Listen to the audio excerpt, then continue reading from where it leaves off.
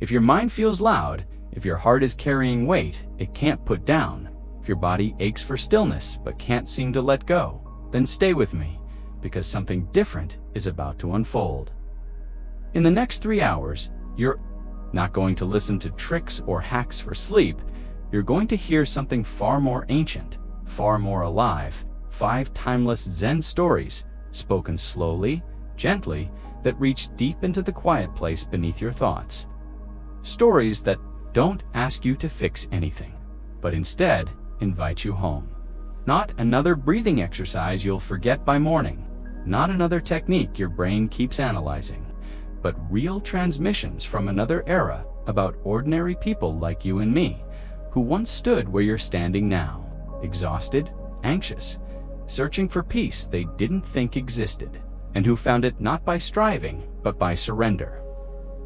Welcome to my channel, a place where healing doesn't require effort, where transformation can begin with a single breath, and where sleep, deep restoring sleep, isn't just possible, it's already on its way. You've tried everything, haven't you? The apps, the calming playlists, the bedtime routines, but somehow that voice in your head keeps talking, reminding you of what didn't go right, what could go wrong, what you should have done better, what you're afraid might happen tomorrow. But tonight is different, because you're not alone. If it feels right, share in the comments where you're listening from. Are you curled up in bed in New York? Lying under the stars in a quiet village in India? Finishing your work shift in London? Or winding down after a long day in Tokyo? There's something sacred about knowing we are all here together, across cities, across time zones, across languages, breathing into the same peace beneath the same moonlit sky. Now, let's prepare for rest. Dim your lights. Turn the brightness on your screen way down. Pull the covers close. Let your jaw soften. Let your shoulders fall away from your ears. Let yourself sink like a stone falling gently through water into the quiet stillness of this night. You don't need to sit up straight. You don't need to do anything, right? You don't need to understand Buddhism or even believe in anything at all. All you need to do is listen. Every word you hear has been chosen carefully to soften the noise inside your head. 2. Slow the rhythm of your breath, and to remind your nervous system that it is safe to let go. As the Buddha once said, peace comes from within.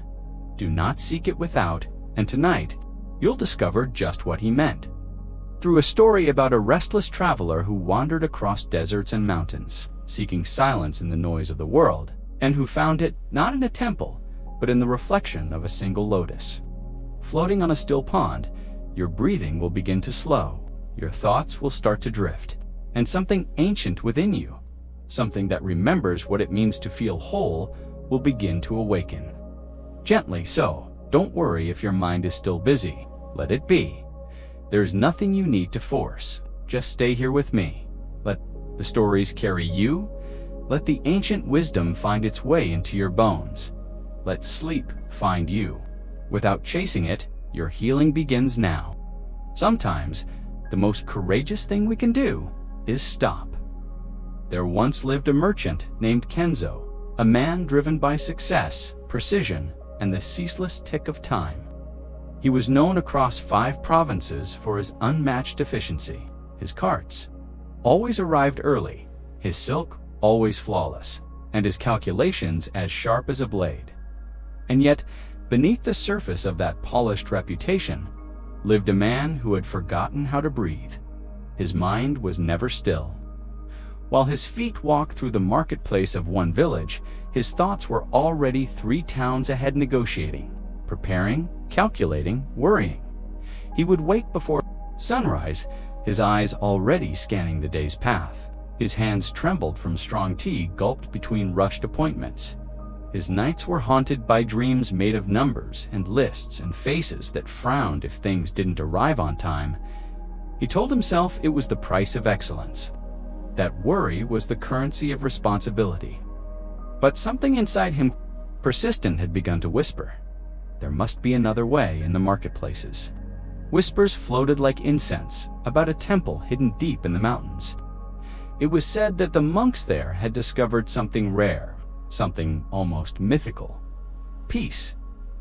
People spoke of their ability to sit for hours in total stillness, to face the storms of life with calm, to sleep deeply and awaken without fear. Kenzo scoffed. Peace was for poets and children, not merchants with cargo to deliver and contracts to honor. Peace didn't feed horses or manage trade routes, but still, the whisper lingered. Each night, after the fires died down and silence returned, that quiet thought would return like wind slipping through a crack in the window. What if they're right? What if you've forgotten something that matters more than success? One chilly autumn morning, as leaves rustled like parchment in the wind, and his reflection in a shop window revealed a gaunt, hollow-eyed man, Kenzo made a decision. Not to visit the temple, he told himself. Just to prove it didn't exist, the detour through the mountain pass would take half a day. He could afford it, he told no one, packed no extra supplies, just turned his cart toward the unknown.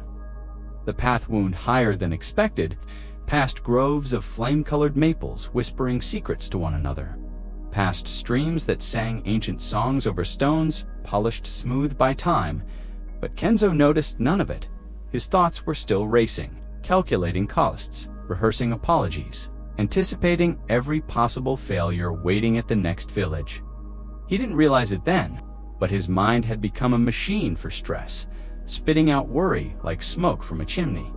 After 3 long hours of climbing, just as he was about to turn back and declare the detour foolish, the forest opened into a clearing, and everything stopped. There in the center was a pond, perfectly still. So motionless it looked like the sky had fallen and come to rest on the earth. The water was glassy clear. He could see the pebbles at the bottom, the leaves that had fallen like quiet prayers, the silver flickers of tiny fish weaving through shadows, and beside the pond sat an old monk, motionless as stone, breathing. Like the earth itself, he wasn't chanting. He wasn't performing a ritual. He was simply being, watching the pond with a presence so gentle, so complete, it felt sacred. Even Kenzo's horse stopped fidgeting. She lowered her head, breathed deeply, and began to graze as if the very air had calmed her nerves. Kenzo dismounted. "I'll just ask for directions," he muttered. But the silence held him. It wasn't empty. It was full, like the pause before music, or the breath before truth. "Excuse me, Venerable Sir," Kenzo called softly. "I'm looking for the temple that's supposed to be somewhere in these mountains." The monk turned with the unhurried grace of someone who had made peace with time, and when his eyes met Kenzo's, the merchant felt something shattered gently. Inside him, complete, undivided attention. The kind that listens not just with ears, but with presence. The kind of gaze that says, "There's nowhere else I'd rather be than here with you." The monk smiled. "You've found it," he said. "This pond," he gestured, "is our temple, our teacher. It shows us everything we need to know about peace." Kenzo frowned. "What can you possibly learn from water?" The monk didn't argue. He simply reached down, picked up a small stone, and gently tossed it into the center of the pond. Ripples spread outward, distorting the mirror. The reflection of the sky broke into fragments. The fish scattered, the surface danced with motion, and then, slowly, the ripples faded. No resistance, no effort, just stillness, returning on its own. Within moments, the pond was again a perfect mirror, the chaos gone, the calm restored. The monk looked at Kenzo and said softly, "Your mind is like this pond. Every worry, every fear, every mental rehearsal is a stone thrown into its surface, and the more stones you throw, the more disturbed it becomes. But the moment you stop adding new thoughts, new fears, new calculations, the water begins to return to stillness. Your mind begins to remember peace." Kenzo sat, stunned. He didn't know what to say, so the monk gestured toward a large stone beside the pond. "Sit," he said. not to achieve anything, not to solve anything. Just sit, watch, let the pond teach you. Kenzo obeyed. At first, his thoughts screamed, "You're wasting time. You have deliveries to make. You're being irresponsible." But the pond didn't rush. The trees didn't hurry. Even the sky moved with calm. Minutes passed, something softened. The tightness in Kenzo's chest loosened. His jaw unclenched. His breathing deepened. He felt heavy and light at the same time, as if gravity was holding him and the earth was saying, "You can rest now." After a long silence, the monk whispered, "This is the art of stopping. Not abandoning life, not escaping responsibilities, but pausing the constant disturbance. So, the peace that was always there can rise again." Kenzo didn't become a monk. He returned to his merchant's life. But something had changed. He began each day with a moment, beside his own pond, at home. Not to think or plan, but to stop, to watch. The sky reflected in still water, to remember the silence beneath the noise. And when the old habits returned, and they did, he knew what to do. Stop, breathe, let the mind settle. And now you, right now, as you listen, imagine that same pond, still clear, deep. Imagine the ripples on your own mind's surface, the echoes of worry, memory, anticipation. Can you feel them now? For just this breath, stop. Don't push the thoughts away. Just stop throwing new ones in. Let the ripples fade. Let the silence return. Peace comes from within, said the Buddha. Do not seek it without. It was never far from you, only covered. The art of stopping is the art of uncovering what was always there, still clear, home. Let this story stay with you tonight, not as something to analyze, but as something your body remembers. You are the pond. You are the silence beneath. The noise. You are already whole. And the next time your thoughts begin to race, the next time your mind feels loud, stop, just for a moment, and watch the water return to stillness. Your healing begins with this breath, and it continues gently with the next. Rest now. You don't need to do anything. The pond is waiting, and it remembers the way. You are not a drop in the ocean. You are the entire ocean in a drop. Rumi, there is a stillness beneath the surface of all things, beneath the winds of change, beneath the trembling of uncertainty, beneath whatever ripples may be disturbing the waters of our lives. All you have to do is stop throwing stones and let the stillness reveal itself. Your peace, your clarity, your strength, they are already there, as perfect and effortless as mountain water reflecting an infinite sky. Monk and the minor miseries once, in a quiet temple nestled in the hills of an ancient land, lived a young monk named Jiro. His days were devoted to the pursuit of perfect peace, a life of discipline, silence, mindfulness, and service. He had memorized countless sutras, mastered breath control, and could sit in deep meditation for hours without moving. By all outward measures, he was a model of spiritual attainment. Yet, Jiro found himself perpetually troubled by the small things. A broken sandal strap during walking meditation, rain dripping through a small hole in the temple roof, smudging his freshly copied manuscript, a slightly cracked bowl that allowed morning tea to seep into his robe, a fly buzzing near his ear, a fellow monk humming off-key, a gate banging in the wind. Each one was enough to pull him out of his cultivated calm and plunge him into irritation, then guilt. How could I be so easily disturbed? He would wonder. I can sit like a mountain, but I fall apart like twigs in the wind of daily inconvenience. Every morning, he awoke with the same vow. Today, I will be patient. I will meet the world with compassion and grace. And yet, by evening, his resolve was usually reduced to ash. His peace, once pure and expansive, had been boiled away by a series of what Vietnamese Zen teacher Thien Hien called petites miseries, the little miseries that test us more intimately than the grand tragedies. The bamboo path. Jiro's teacher, Master Kenji, was a gentle and weathered monk who had lived through war, famine, rebuilding, and decades of slow spiritual practice. He watched Jiro's struggle with quiet understanding. One morning, seeing the tension written across his student's face, Master Kenji invited him to a secluded part of the monastery. Hidden behind the meditation hall was a grove of bamboo, and within it, a narrow, winding path, a walkway constructed entirely of living bamboo stalks, bent and interwoven to form a flexible, living road. This path, Kenji said, was built by monks who came before us, not by force, but by patient guidance. No pole was cut, no bamboo was broken. Each was gently shaped to serve the whole, while honoring its nature. He turned to Jiro. Your task is to walk this path each morning for 1 month, carrying a bowl of water filled to the brim. But your goal is not to reach the end without spilling. That is impossible. Your goal is to walk with awareness, to flow with the movement, to adapt with grace, and to discover that some spilling is not failure, but a teacher. Jiro hesitated. Already he could imagine the water sloshing onto his robes. Already he felt the dread of another impossible exercise. But he trusted his teacher. And so the next morning he began. The practice of movement from the moment Jiro stepped onto the path, everything shifted. The bamboo bent unpredictably. Every step was a negotiation. The bowl in his hand swayed with the motion, and water spilled.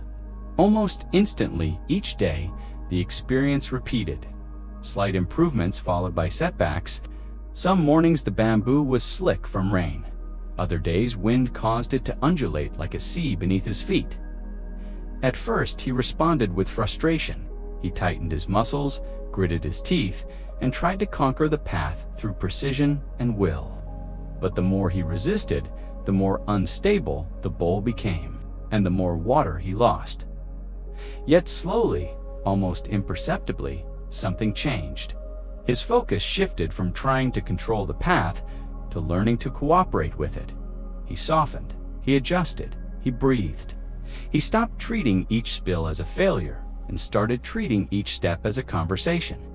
He moved with the bamboo, not against it, and something else changed too, his heart daily life, as the path one morning.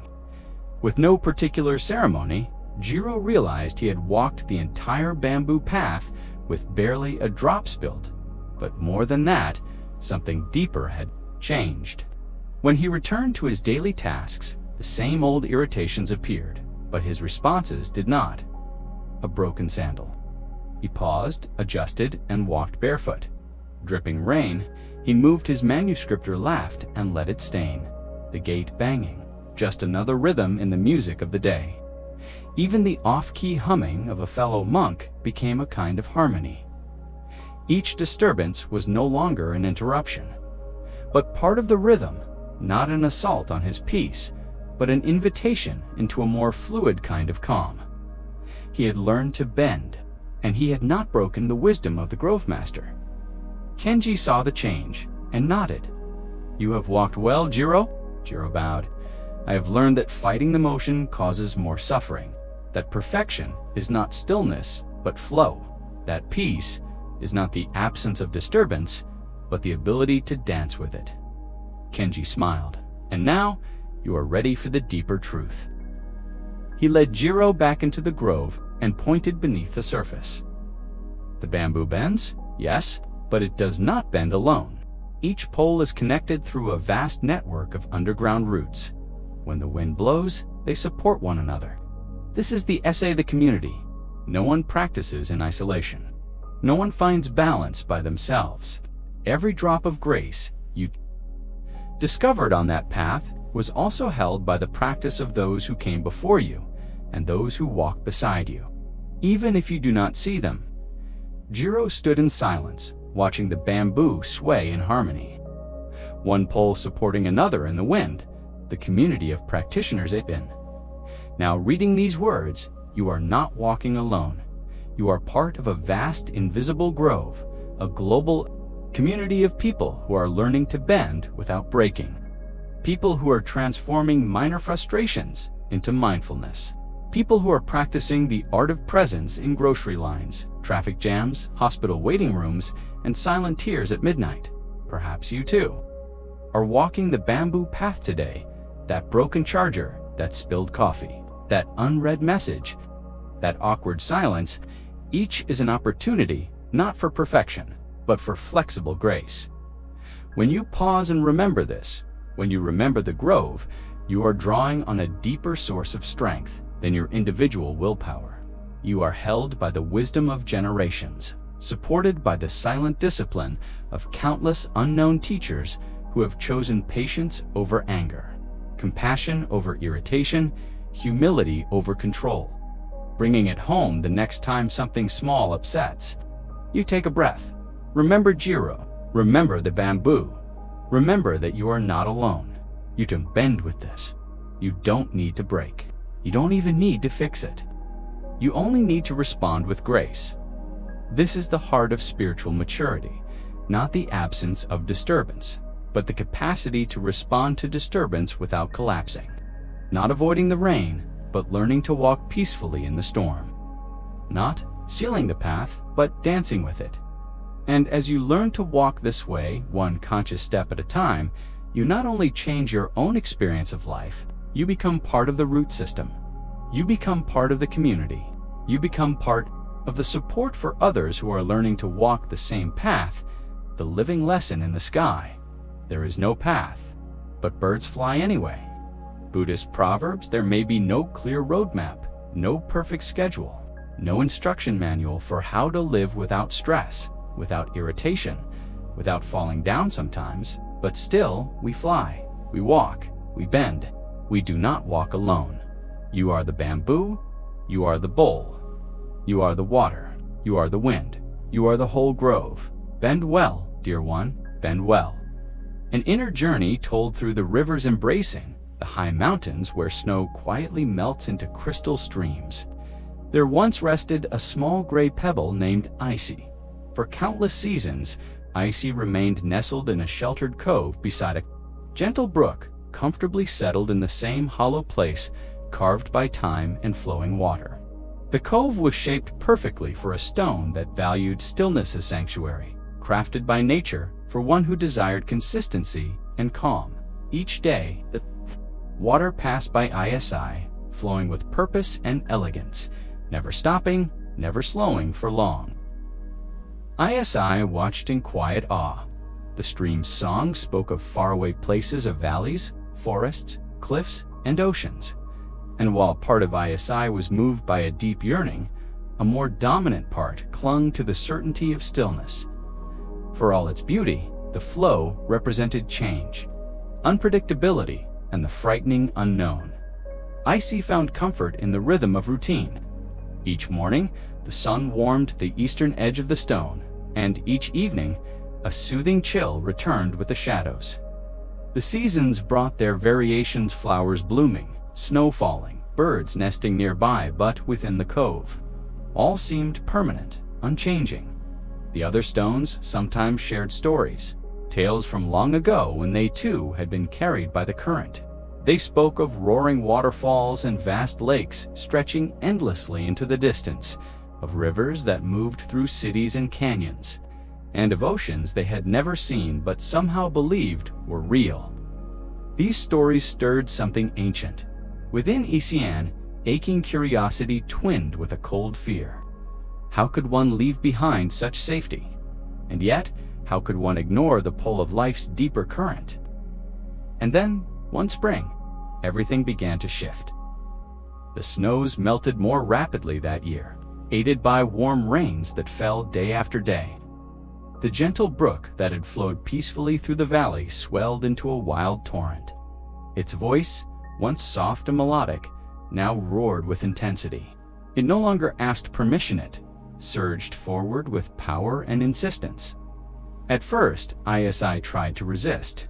The pebble pressed deeper into the depression in the stream, wedging tightly against the neighboring stones. This was home, and home must be protected, but no amount of gripping could resist the growing force of the current. Day by day, the water dug deeper, probing the edges of the cove, pulling at its foundations. whispering of impremenen ce, and then it happened after a night of relentless rain. A final surge of water flooded the valley. The protective stones around ISI shifted. The familiar hollow gave way, and with a sudden motion that was both terrifying and strangely exhilarating, ISI was lifted from the only home it had ever known and drawn into the current. The world spun, the current tossed and rolled ISI, and everything that had once been certain up, down, stillness, direction, vanished. In those first moments, ISI struggled. It tried desperately to catch on something solid, to return to stillness, to rebuild the illusion of control. But the water was too strong, the current too wild. No amount of effort could halt the momentum of the river. And then something remarkable began to happen. After exhausting every effort to resist, ISI surrendered. Not in despair, but in the quiet wisdom that arises when there is no other option. In the letting go, a new awareness bloomed. The water, which had once seemed like a threat, began to feel like an embrace. What once felt like chaos now revealed a kind of order.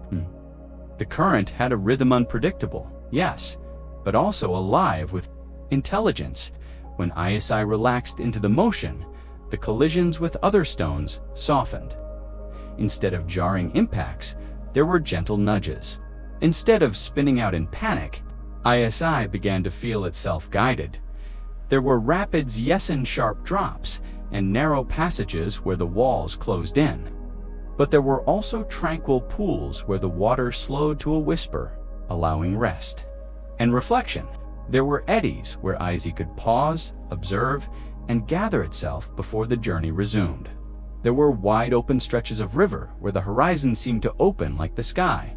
In each of these moments, something inside ISI changed. The pebble began to understand that life was not a matter of clinging to certainty, but of trusting in the unfolding process. That resisting change created suffering, but flowing with it opened the door to wisdom. This shift was not just philosophical, it was visceral. It was felt in every turn, every dip, every graceful movement with the water, and with time, fear began to dissolve.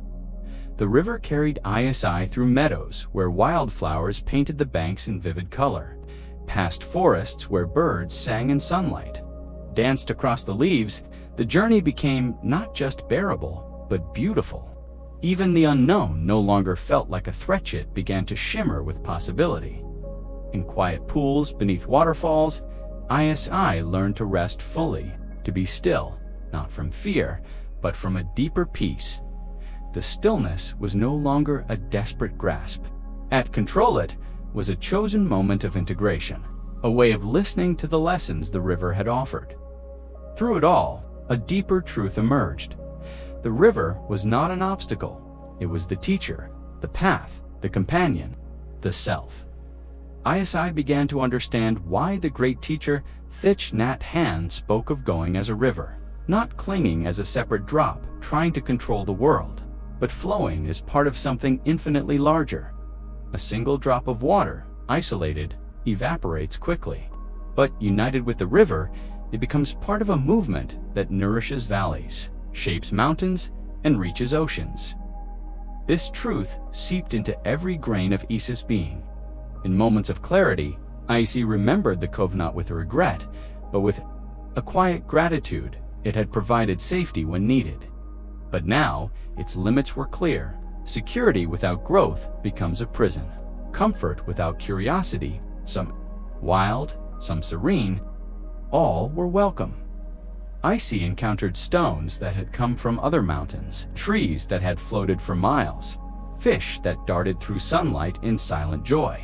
And all of them, knowingly or not, were flowing together toward something vast, unknown, yet somehow deeply familiar. Through experience, ISI came to embody one of the Buddha's most profound teachings, that attachment is the root of suffering. Not because longing or desire are wrong, but because clinging to fixed forms prevents us from dancing with life. And yet, in letting go, ISI discovered that nothing essential was ever lost. The essence remained, even as form shifted, identity deepened, not because it stayed the same, but because it evolved.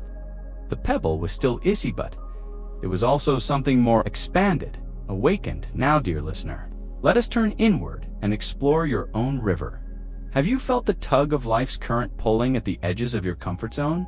Have you found yourself resisting change, clinging to the familiar, even when something inside you whispers that it's time to move? Perhaps you too have nestled into a cova relationship, a job, a belief, a habit that once brought safety but now feels limiting. Perhaps the current has already begun to shift the stones around you, hinting that it is time to flow forward. If so, Issa's journey is not just a story, it is a mirror. The question before you is not whether the river will flow. It always flows. The question is whether you will resist it or learn to flow with grace, presence, and joy. Let's pause here to invite a simple practice. Take a slow breath in and a gentle breath out. Feel the rhythm of your own body, the subtle current of life moving through you now. Consider a change that has arisen in your life. Something uncertain, uncomfortable, inevitable. Instead of resisting it, ask softly, what would it feel like to flow with this, just for a moment? Not forever, not giving up, just releasing the grip for a breath or two. You may find that in that small act of letting go, a kind of peace arises, a glimpse of joy, the joy of not having to control everything, the joy of simply being part of the flow. This is not resignation, it is participation in the great unfolding. The same current that carries water from the mountaintop to the ocean also moves through your life, guiding you toward your own becoming.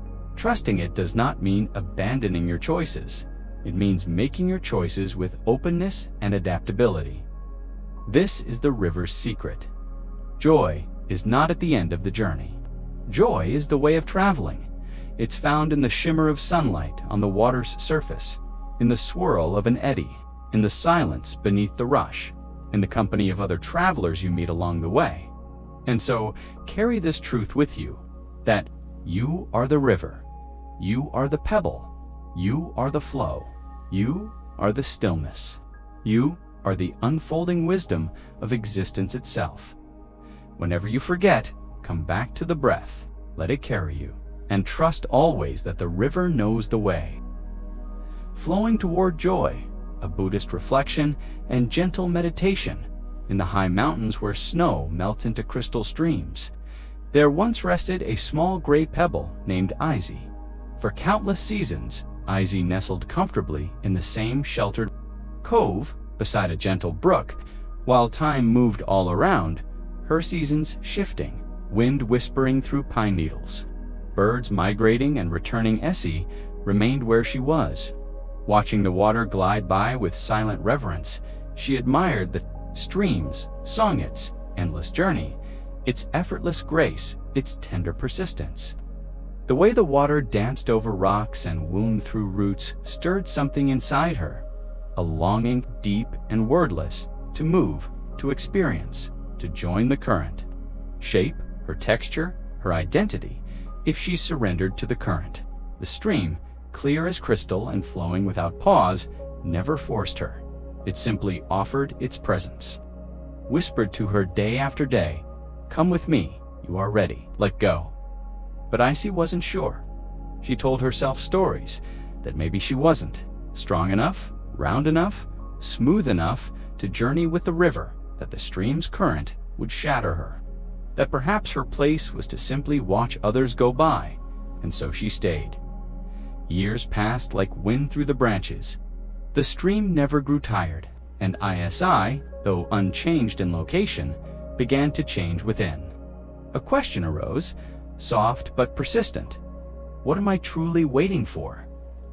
One spring morning, after a night of soft mountain rain, the stream swelled, rising. Higher than usual, the water gently nudged ISI, rocking her ever so slightly, not with force, but with invitation. And in that quiet, trembling moment, something shifted inside her. She let go. Instead, she felt ... wonder. The stream carried her gently at first, swirling her in eddies, guiding her around mossy stones. Her edges, once sharp from holding still, began to soften with each tumble. The water polished her, not by force, but by touch, by presence. Every moment smoothed her resistance. At times, the current was calm, lulling her into tranquil pools, where dragonflies danced and sunlight glimmered like scattered gold. Other times, the water rushed, tumbling her over stones and through narrow gaps. There were moments she spun in circles, unsure of direction, and moments she rested for days in still backwaters. But always, the river moved and with it. So, did she dot at first, ISI tried to cling to certain places, a shady overhang where she felt safe, a warm sandbar that reminded her of the cove she once called home. But the river taught her that no place was meant to last forever. Everything arises, stays for a time, and then passes. Joy flows when we allow life to move through us. His surface was rounded and gleamed with shades of indigo and gold. They shared a moment of stillness in a slow pool. You're not afraid of the current. Until I saw that the river isn't here to break me, it's here to show me who I truly am. The more I let it shape me, the more beautiful I become. But what if it takes everything away? ISI whispered. It will, said Yarrow, and what's left will be joy. They drifted apart soon after, carried on different threads of the current. But IC never forgot his words. As the seasons flowed on, so did ISI. She began to see that every drop of water was a teacher. That joy didn't come from controlling the current, but from surrendering to its intelligence. It knew exactly where she needed to go, and how to prepare her for it. The most painful tumbles, the ones that left her dizzy and scraped, were often followed by the clearest pools. The long rests taught her patience. The swift rapids taught her trust. The journey itself was sculpting not just her shape, but her soul. Eventually, calm, deep, and open. Birds sang overhead. Wildflowers nodded in the breeze. The sky stretched wide like an old friend welcoming her home. She rested on the riverbed, smooth and shining. Looking at her own reflection, she saw not the sharp-edged pebble she once was, but a soft, luminous stone. She didn't just admire the river, she understood it. The river had not asked her to be anything other than herself. It had only asked her to let go. And in doing so, she had become more herself than ever before. A gentle meditation. Let yourself flow now. Be the current that surrounds you, soft, steady, flowing. You do not need to push the water. You do not need to fight the flow. Simply rest and let the current of this moment hold you. If thoughts come, let them pass like leaves drifting on the surface. If emotions arise, let them wash through you like mountain rain, neither clinging nor resisting. Feel your edges soften. With each breath, you are not meant to remain stuck in the cove. Life calls you to move, to be shaped, to be smoothed, to shine. There is wisdom in your river, even in the tumble, even in the stillness. Something deeper carries you. Trust the flow, release. The stories that keep you anchored in fear. Let go of the need to know exactly where you're going. Let the current carry you not away from yourself, but deeper into your essence. You are becoming. You are flowing. You are already enough just as you are. Closing blessing may. You flow with ease through the waters of your life. May you allow yourself to be shaped by what you once feared. May your stillness be deep. Your motion be free, and your presence shine like a polished stone at the river's heart. Let joy arise, not from control, but from surrender. Let peace emerge not from perfect stillness, but from perfect trust. And remember, the river has always known the way. All you need to do is let go and flow. Flowing toward Joya, Buddhist reflection and guided meditation, script in the high mountains where snow melts into crystal streams. There once rested a small weathered pebble named ISI for as long as she could remember. She had nestled comfortably in the same shaded cove beneath an overhanging cedar. where moss grew thick on the banks and dragonflies hovered like living lanterns above the water. Here the world was gentle, quiet, predictable. Every day ISI would watch the clear stream pass by, its laughter echoing over stones, its silver ribbons twisting and twirling toward unseen valleys below. She admired the current from the safety of stillness. There was something mesmerizing in its motion, a calm rhythm that held within it both joy and wildness. But secretly, ISI was afraid. She wondered, often, what would happen if she allowed herself to be taken by the current. What would become of her? Would she be shattered, lost, stripped of her edges and all she had known? Would the stream lead her somewhere better, or somewhere unknown and unkind? So, she stayed. Years passed. The seasons painted the forest with amber and snow, with blossoms and falling leaves. Birds came and went. Storms sang through the branches. But Icy remained unmoved. Other pebbles sometimes passed her, drawn into the stream's flow. Some seemed frightened at first, tossed and spun in the current, but many reappeared later, smooth, glistening, softened by their journey. They carried stories, unspoken but etched into their surface, shaped by places ISI could only imagine. Still, she clung to her familiar hollow beneath the cedar roots, until one morning, a spring rain had fallen the night before, and the brook swelled with new life. The water lapped higher than usual, and with a soft tremble, Icy felt herself shift ever so slightly, just a nudge, a quiet invitation.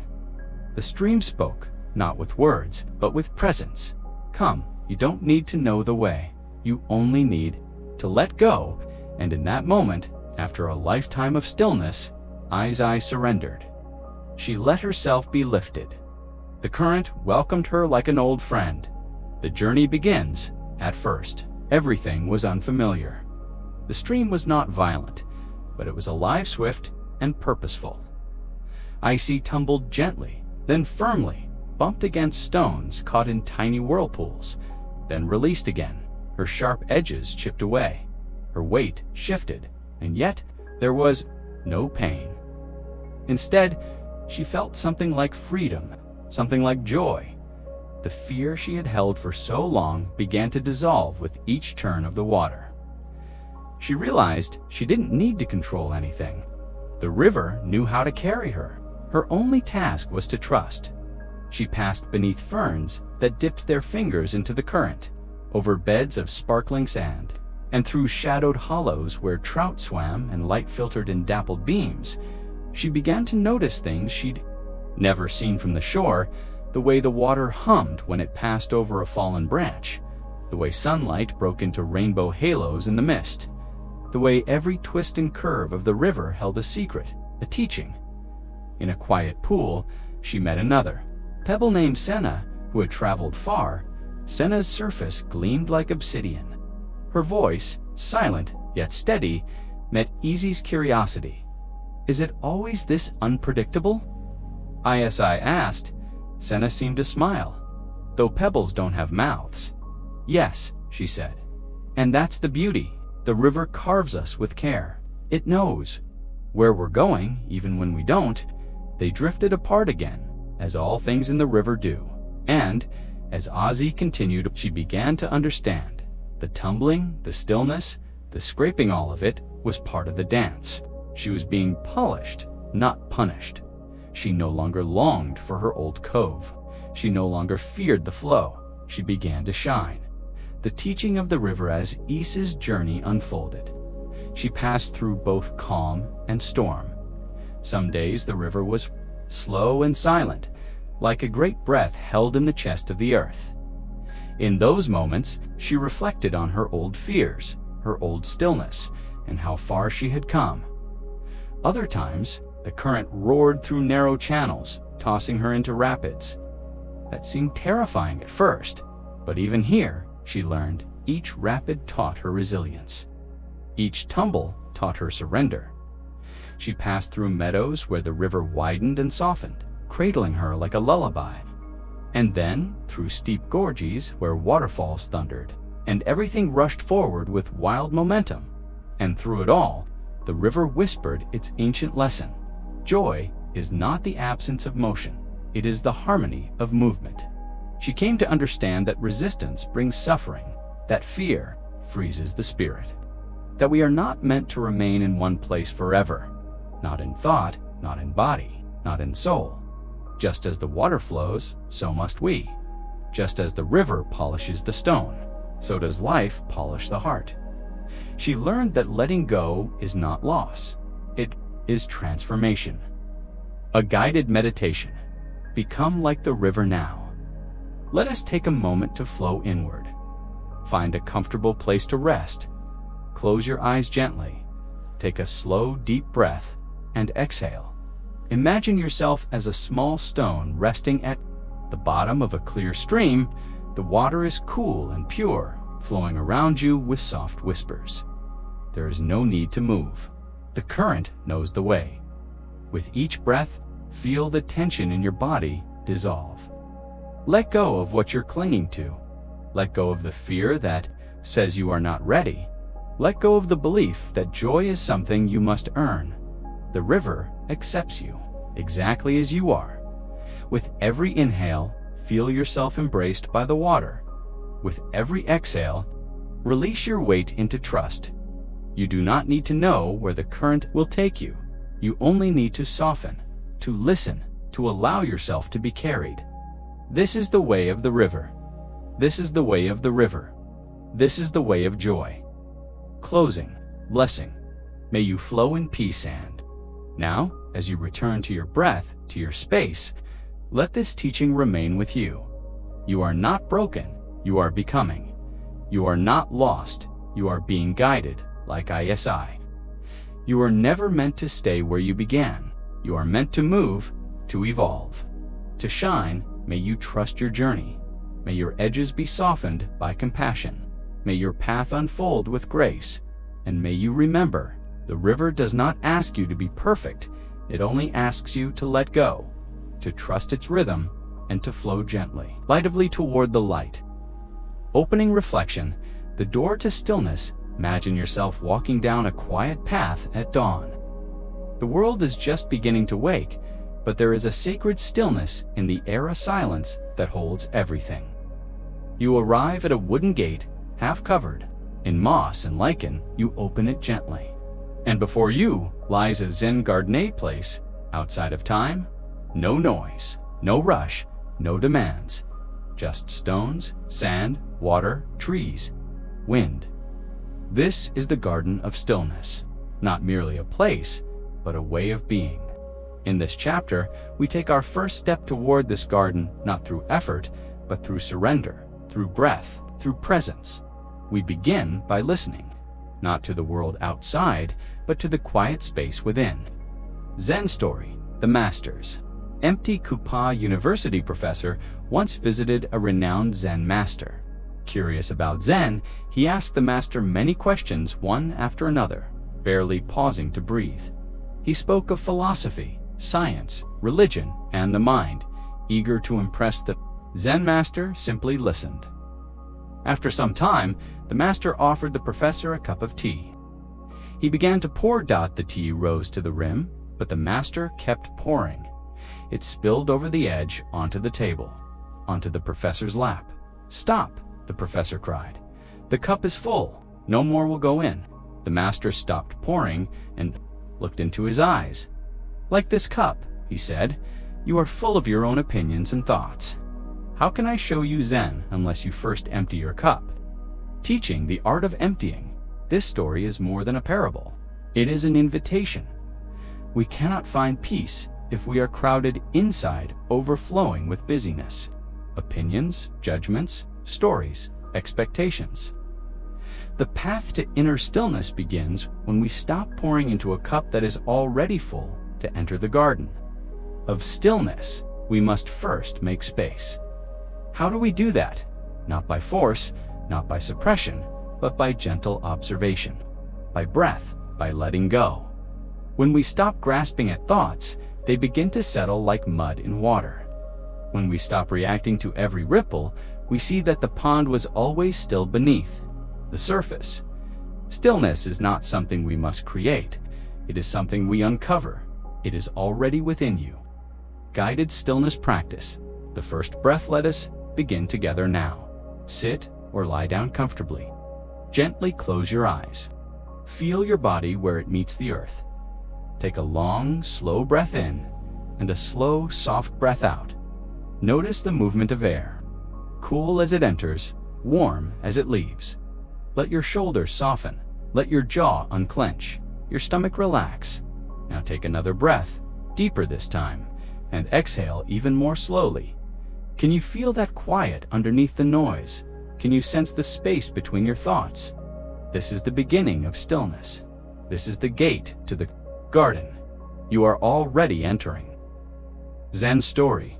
The bamboo and the Winda monk once asked his master, "How can I quiet my mind?" The master led him to a grove of bamboo. "Listen," he said. The monk stood in silence. The wind moved through the stalks, making them sway and sing. "Do you hear the bamboo?" the master asked. "Yes." "Is the wind making the sound? Or is it the bamboo?" The monk thought for a moment. "It must be both." The master smiled. "Now tell me, where is the wind when the bamboo is still?" The monk had no answer. The master placed a hand on his shoulder and said, "The mind is the wind. Thoughts are the bamboo. Stillness is what remains when both disappear." Teaching the ground beneath the mind, we often think peace is the absence of thought, but true stillness is not the absence of sound. It is the presence that listens to all sound without grasping in the same way.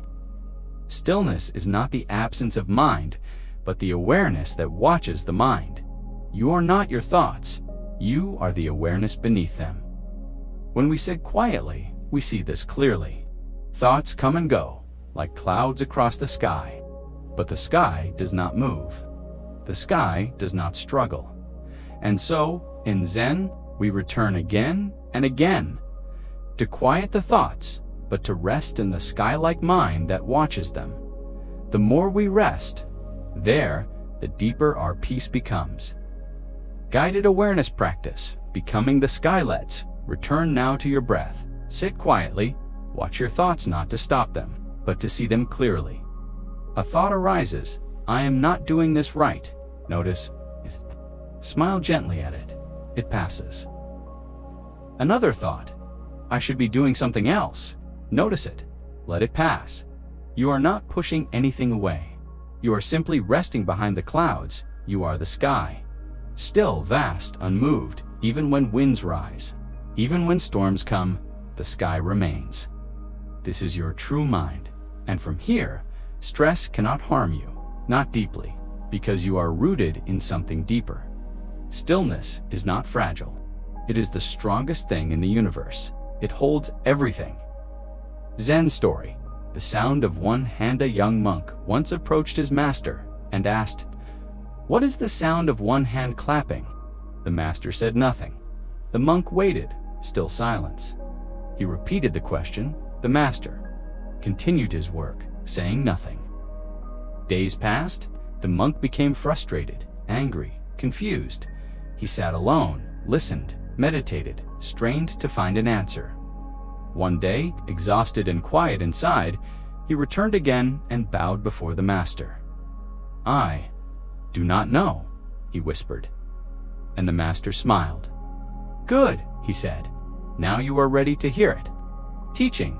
Beyond the noise of answers, we are conditioned to seek answers. But in Zen, the point is not to get answers, is to become quiet enough that the need for answers dissolves.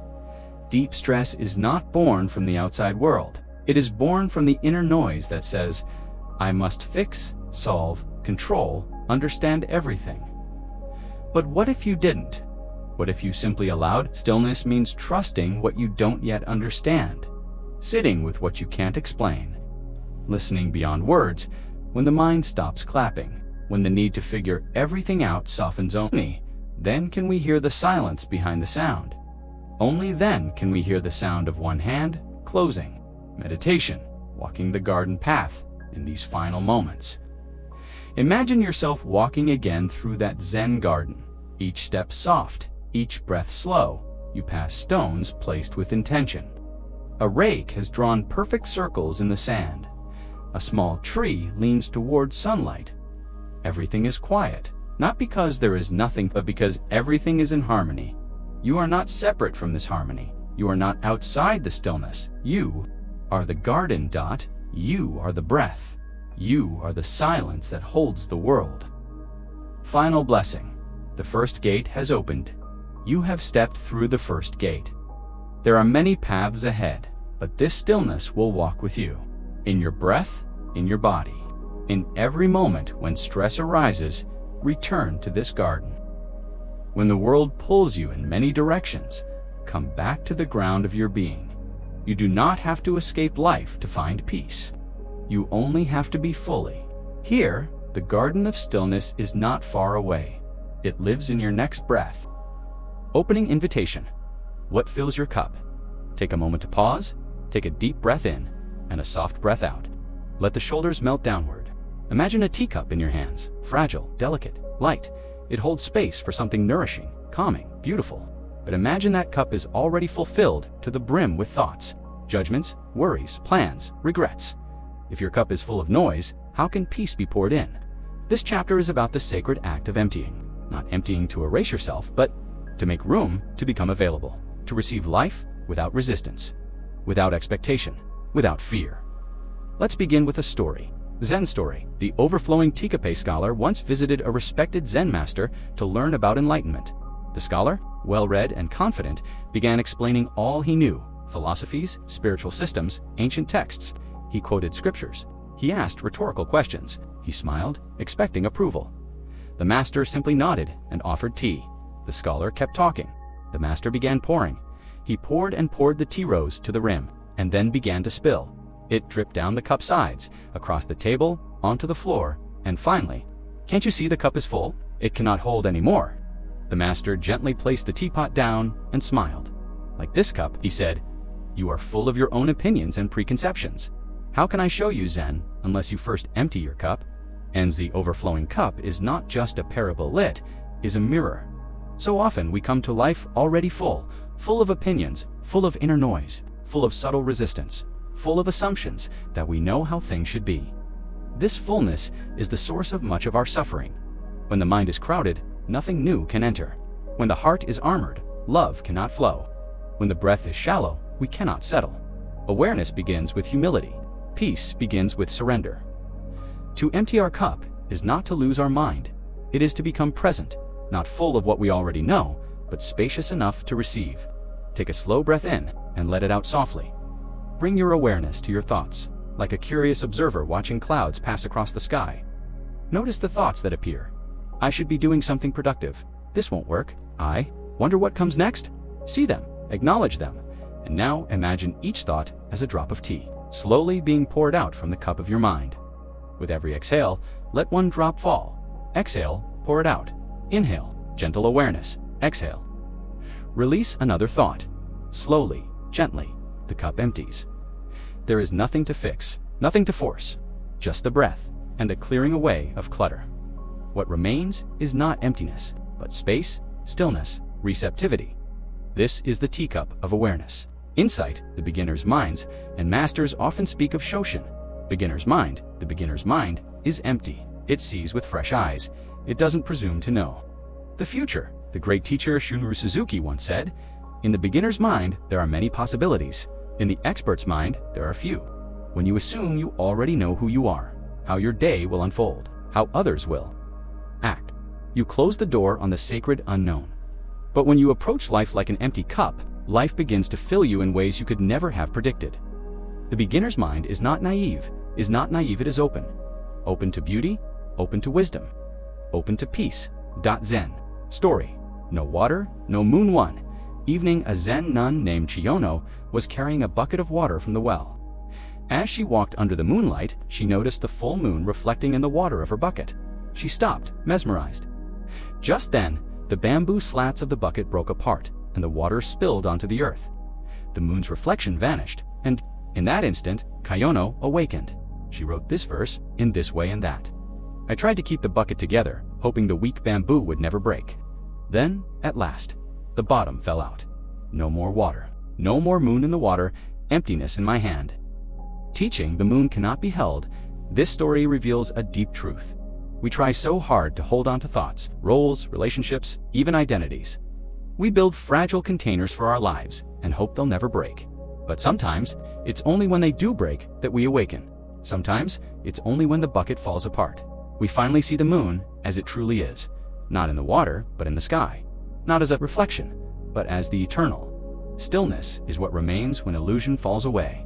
Awareness is the moon, and you are the open sky that holds it. Practice, meeting the moment, freshly let us return again to the breath. Close your eyes once more. Inhale deeply. Exhale softly. Now, bring your attention to this very moment. Let go of what came before. Let go of what comes next. Ask yourself, what is here right now if I don't compare it to anything? What does this breath feel like if I pretend I've never felt one before? Then not as noise, but as texture. What if each sound was the first you'd ever heard? This is beginner's mind. This is the open cup. You do not need to change the moment, you only need to meet it fully. Insight. Stress is a form of clinging. Let's understand stress from a Zen perspective. Stress arises not from life itself, but from the way we resist it. We cling to schedules, we cling to outcomes, we cling to stories about how things should be, but every time we cling, we add more tea to the cup. We overflow, we drown in our own thoughts. The path to peace is not paved with control, it is revealed through surrender. To empty the cup is to trust the process of life, to believe that space is not something to fear, but something sacred. Closing visualization. Drinking from the empty cup. Picture yourself. Master offers you a fresh cup of tea. You receive it with both hands. But when you look inside the cup, it's empty. You look at the master. Confused she smiles. Drink, she says. And so you lift the cup and take in emptiness. And somehow it nourishes you more than any liquid could. It fills you with presence, with clarity, with stillness. This is the true tea of awareness. No flavor, no substance, just now. Final reflection. Leave the cup empty as you return to your day. Remember the cup. Let it guide your choices. Let it guide your mind. When you feel full of thoughts, pause. When you feel overwhelmed, breathe. When you feel like you must fix everything, empty the cup. Let the world pour into you. Gently. And always leave room for silence. Chapter 3. The bamboo bends, but does not break. Opening reflection. The strength of the softy in a grove at the edge of a mountain village. A grove of bamboo sways gently with the breeze. Storms have passed, winds have howled. Rain has fallen in sheets, yet the bamboo remains upright, unbroken. It bends, it does not resist the storm. It does not stand rigid like oak. It flows with the wind. It bows in humility.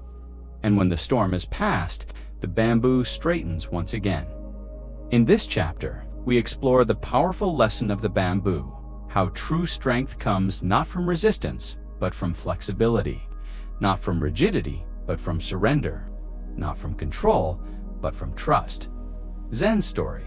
The willow and the oak. Once, two trees grew side by side near a river, the oak and the willow. The oak stood tall and proud, with a trunk as thick as a wall. Its branches stretched wide, defying the sky. The willow, in contrast, bent low and seemed to bow, its leaves trailing in the water. One summer, a great storm came. Rain poured. Winds screamed. The oak, unmoving, fought the wind with all its might. But its strength became its downfall. The wind snapped its limbs. Its trunk cracked. When the storm cleared, the oak lay fallen on the earth. The willow, still rooted, stood quietly. Beside it, bent, but not broken. Teaching. The Zen of resilience. This story teaches a profound truth. What resists, breaks. What yields, endures. In the West, we often equate strength with firmness, standing your ground, holding your opinion, never backing down. But in Zen, strength is not about resistance. It is about adaptability. It is the wisdom to bend when life asks you to. It is the grace to let go rather than be torn apart. To bend is not weakness, it is wisdom. To yield is not surrendered, is trust. The bamboo does not fight the wind, it dances with it. The resilient mind flows with reality. The stressed mind fights it. The question is, which are you? Guided practice, becoming bambolettes. Together in this truth, sit comfortably. Let your spine grow tall like a stalk of bamboo. Close your eyes, take a slow, deep breath in and a long, releasing breath out. Feel the breath moving like wind through your body. Let your shoulders soften. Let your neck lengthen. Let your jaw unclenched out. Now imagine yourself as bamboo. Your spine is rooted in the earth, but your upper body sways gently in the breeze. The wind of life comes you. Do not resist. You bend. You flow. You trust. Each breath is a movement. Each exhale is surrender. Let go of trying to control. Let go of trying to predict. Inhale resilience. Exhale resistance. You are bamboo. You are strong through softness. Teaching, stress, and the river of life stress often arises when we try to hold back the flow of life. We resist change. We resist discomfort. We resist not knowing. But Zen teaches us that life is like a river.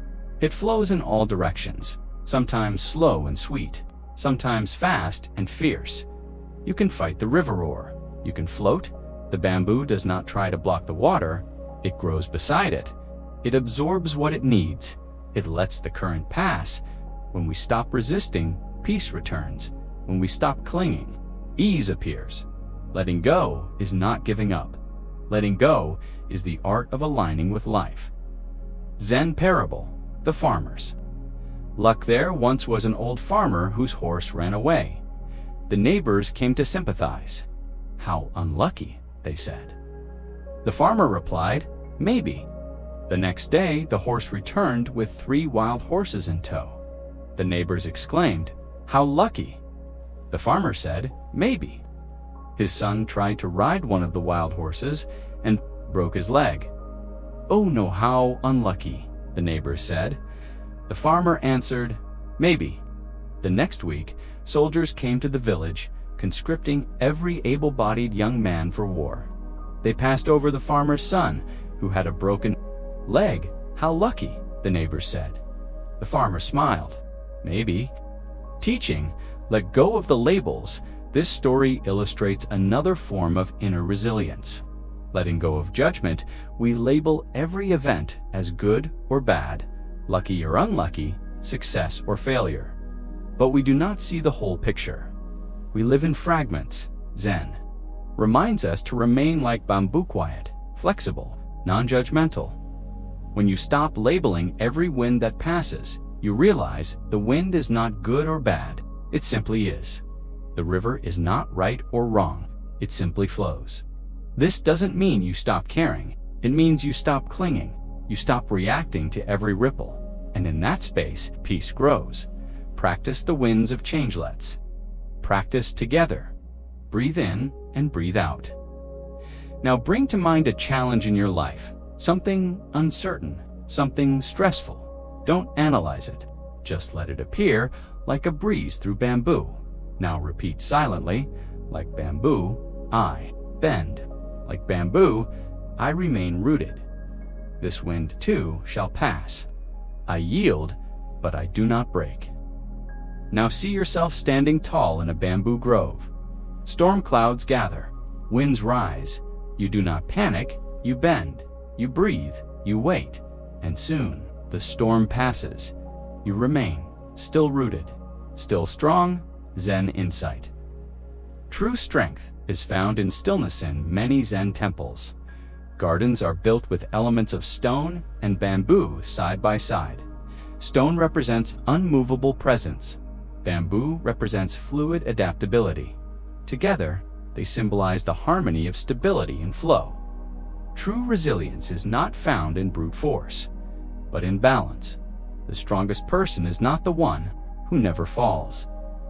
It's the one who falls 7 times and rises 8, like bamboo, like breath, like the seasons, always returning poetic interlude. Bamboo wisdom, bend in the wind, but do not break. Yield to the storm, for stillness you'll wake. Grow not by force, but by silent grace. stand soft and tall in your sacred place. Rooted in stillness, swaying with time, the bamboo sings a wordless rhyme. Teaching, surrender is not weakness. To surrender does not mean to stop trying, it means to stop fighting what is. It means to stop insisting life must match your expectations. Surrender means opening to what life offers, even if it's not what you imagined, even if it's hard, even if it's painful, even if you don't understand it yet. The bamboo does not choose the wind. It simply responds, and in that responsiveness, it survives. Closing meditation. Standing in the grove, close your eyes. See yourself once more in the bamboo grove, all around you. Slender stalks rise into the sky. A breeze moves through them, soft and strong. Now you stand among them. You are not separate. You sway as they sway. You root as they root. There is no rush, no resistance, only the breath, only the breeze, only the rhythm of life, carrying you forward. We break open life. We'll ask you to bend it. We'll test your patience. It will stretch your heart. And in those moments, you may feel as though you are breaking. But remember the bamboo. It does not resist. It does not run. It simply flows. And in that flowing, it finds strength. You too are not here to resist life. You are here to receive it, to grow with it, to become the peace that bends but does not break. Chapter 4. The sound of one hand clapping asterisk. A question that stops the mind. Close your eyes for a moment. Breathe in deeply and exhale slowly. Now ask yourself quietly, what is the sound of one hand clapping? Your mind may search for an answer. It may resist the question. It may label it absurd. It may scramble to compare it to logic, memory, or sound. But wait, pause, feel that moment just after the question. When the thinking stops, when the mind stalls, when there's only space, that moment is Zen. In this chapter, we explore the power of paradox to silence the restless mind.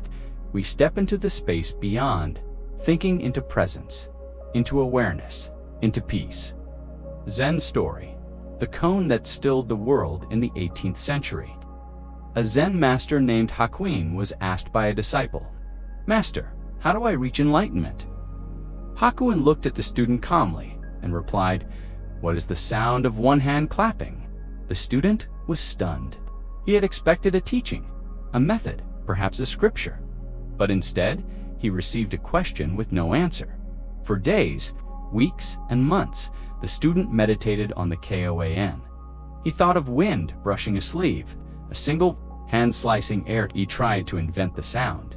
He failed. Until finally one morning, while sweeping the garden, he stopped. He realized it wasn't about the sound. It was about the space between thoughts. The moment before thought arises. The awareness untouched by language. In that silence, the sound revealed itself. It wasn't a sound at all. It was presence teaching. Cones as keys to stillness. A cone is not a riddle. It is not meant to be solved. It is meant to break the cycle of thinking, to pull you out of your habitual patterns and drop you into awareness. KOANSR, the hammer that shatters the wall of the ego. They don't ask for answers. They ask for presence. They are invitations to go beyond logic to the spaciousness of being. Stress lives in the thinking mind. Peace lives in the space between thoughts. The sound of one hand clapping is that space. The part of you that hears without ears, sees without eyes, knows without knowing. Guided meditation. Listening for the sound led us turn inward now. Sit or lie down comfortably. Close your eyes, take a deep, full breath in, and let it go completely. Now imagine yourself in a quiet temple. Stone floors, bamboo walls. A single candle flickers before you. You kneel in stillness. Before you, your Zen master sits in silence. He asks you, "What is the sound of one hand clapping?" Don't answer, just listen. Not with your ears, but with your awareness. What does the space feel like when you don't rush to explain? Can you feel the silence? Can you let go of needing to know? Inhale presence, exhale effort. You are not here to understand, you are here to be.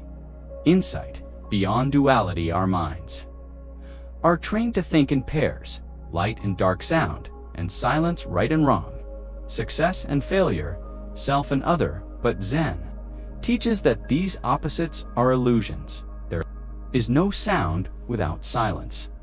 There is no hand without space. There is no me without you. In truth, all things arise from the same source. The sound of one hand clapping invites you to step out of duality, to leave behind the idea that things must be understood to be real. It is not about hearing a literal sound. It is about dissolving the thinker until only awareness remains. Zen story, the empty boat. Zen master told this story. A man rowing across a misty lake sees another boat headed straight toward him. He shouts, "Turn away!" But the boat keeps coming. He yells, again, angrier, "Get out of the way!" The boat crashes into his. Furious, he stands up, ready to confront the other sailor, but the boat is empty. The man freezes. His rage evaporates. There's no one to blame, only wind, water, collision, emptiness. From that moment on, he understands. The world is an empty boat. When you let go of blame, expectation, and self-centered thought, peace enters. Teaching, releasing the other, like the man in the boat. We react to life as if it's personal. We believe people are intentionally harming us, ignoring us, frustrating us. We label every wave that hits us as good or bad. But Zen asks, what if the boat is empty? What if the anger isn't personal? What if the traffic isn't meant to upset you? What if the delay is just a delay? When you stop assigning meaning to every ripple in the water calms. The sound of one hand clapping, it's not something to hear. It's something to realize. Practice, sitting with the comelets. Practice together. Find stillness. Take 3 deep breaths. Now silently ask the question, what is the sound of one hand clapping? Don't try to answer, just observe. What happens inside when the mind rushes to solve it? Pause. When it becomes uncomfortable, stay. When silence appears, listen. The cone is not a problem. It is a doorway. Let it take you beyond thought into the pure space of now. Let your awareness rest in the unspoken. Teaching, peace is not found in answers. The modern world is addicted to answers. We Google everything. We categorize, measure, analyze. But the deepest peace is not found in knowing. It is found in not needing to know. To sit quietly with the unanswerable is to step beyond the ego, to allow mystery to become the silence itself. This is why Zen is so powerful for stress relief. It doesn't try to fix every problem. It helps you realize that many problems only exist in the mind. When the mind stills, the problems disappear. Cone practice in daily life. You don't need to be a monk to use KOANS. You can carry their energy into your day. When faced with stress, ask, what if there is no right or wrong here? What is the sound of silence beneath this noise? Who am I without this story I'm telling? Each question is a bell. It awakens you. It reminds you, you are not your thoughts. You are not your tension. You are the awareness behind it. All poetic interlude. The hand that does not clap. No sound, no hand, no ear, no air. Just presence rising, silent and bare. No answer waiting, no truth to trap. Only the stillness of one hand's clap. In the hollow of not knowing, you'll find the soundless sound beyond the mind. Closing visualization. The mirror my now. Close your eyes once more, but the surface calms down now. Imagine the question floating across the water. What is the sound of one hand clapping? The question falls not with noise, but with stillness, and in the silence after the water becomes like glass. Clear, reflective, quiet in that reflection. You do not see an answer. You see yourself unclouded, pure, present. The question has vanished. only stillness remains. Final reflection, the answerless pista. Sound of one hand clapping cannot be captured. It cannot be spoken. It cannot be grasped, but it can be felt. In the space between breaths, in the silence between thoughts, in the presence that needs no explanation. This is not a puzzle to solve. It is a path to walk, a space to enter, a presence to become. Let your thoughts fall away, let your search soften, and listen. Not with ears, not with mind, but with your being. Chapter 5. The broken bowl is the most beautiful asterisk, a bowl once whole. Now more precious. Imagine an old ceramic bowl plane, useful, perhaps a little overlooked. One day, the bowl slips from a hand and shatters into pieces. There is sadness, regret, perhaps a sense of loss. But then the bowl is not discarded. Instead, it is repaired, not with glue to hide the cracks, but with gold lacquer that honors the damage. The veins of gold shine through each break. Now the bowl tells a story. Now, the bowl is more beautiful than before. This is the Japanese art of kintsugi, the practice of making broken things whole in a way that celebrates, rather than conceals, their journey. And this is also a path to inner peace. Zen story. The monk's cracked coupe Zen monk once had a favorite teacup, simple, small, and deeply cherished. One morning, while cleaning the shelves, the cup slipped and cracked. The monk did not sigh. He did not curse. He simply sat and gazed at the cup. Later that day, a young novice noticed the crack and asked, "Will you throw it away?" The monk smiled gently. "No," he said. "Now it teaches more than ever." From that day on, he used the cup with even more care. He drank tea from it slowly, feeling each sip like a blessing, each time he saw the crack. He bowed slightly in gratitude, not for its flaw, but for its truth. Teaching. The beauty of imperfection in our quest for perfection. We often deny ourselves peace. We strive to fix, polish, and edit every part of our lives. Our appearance, our emotions, our history. But Zen, the Japanese philosophy of wabi-sabi, choose us that true beauty lies in impermanence, imperfection, and incompleteness. The broken bowl does not become useless. The scar does not ruin the body.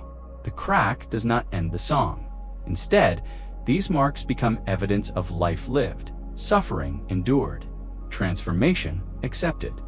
The bowl that has been broken and mended glows with wisdom. It tells the truth, so do you. Guided meditation. Embracing the cracks, find a place to sit quietly. Close your eyes, feel your breath rising and falling. Let yourself relax into the moment imperfect, as it is now. Imagine yourself as a ceramic bowl, once whole, then dropped, then shattered. Feel the pain, the sadness, the resistance. Now imagine golden hands gently picking up the pieces. No rush, no judgment, piece by piece. You are reassembled not back to your old self, but into something new. With each crack filled with shimmering gold. This is your heart. This is your journey. You are not less for being broken. You are more. You are radiant. In your healing, teaching, your scars are stories each. One of us carries cracks. Some are visible wrinkles, scars, illnesses. Others are hidden loss, heartbreak, fear, regret. The world tells us to hide these cracks, to cover them with smiles, cosmetics, achievements, filters. But Zen tells us the opposite. Show your cracks. Let the gold shine through. They are where your soul grew.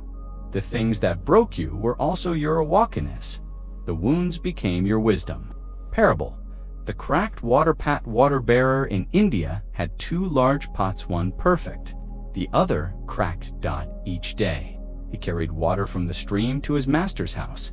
The perfect pot delivered a full portion. The cracked pot arrived only half full. Ashamed, the cracked pot apologized to the water bearer. "I leak. I fail you." The man smiled and said, "Look at the path we walk each day. Along the cracked pot's side, flowers bloomed watered gently over time. There were no flowers on the perfect pot's side.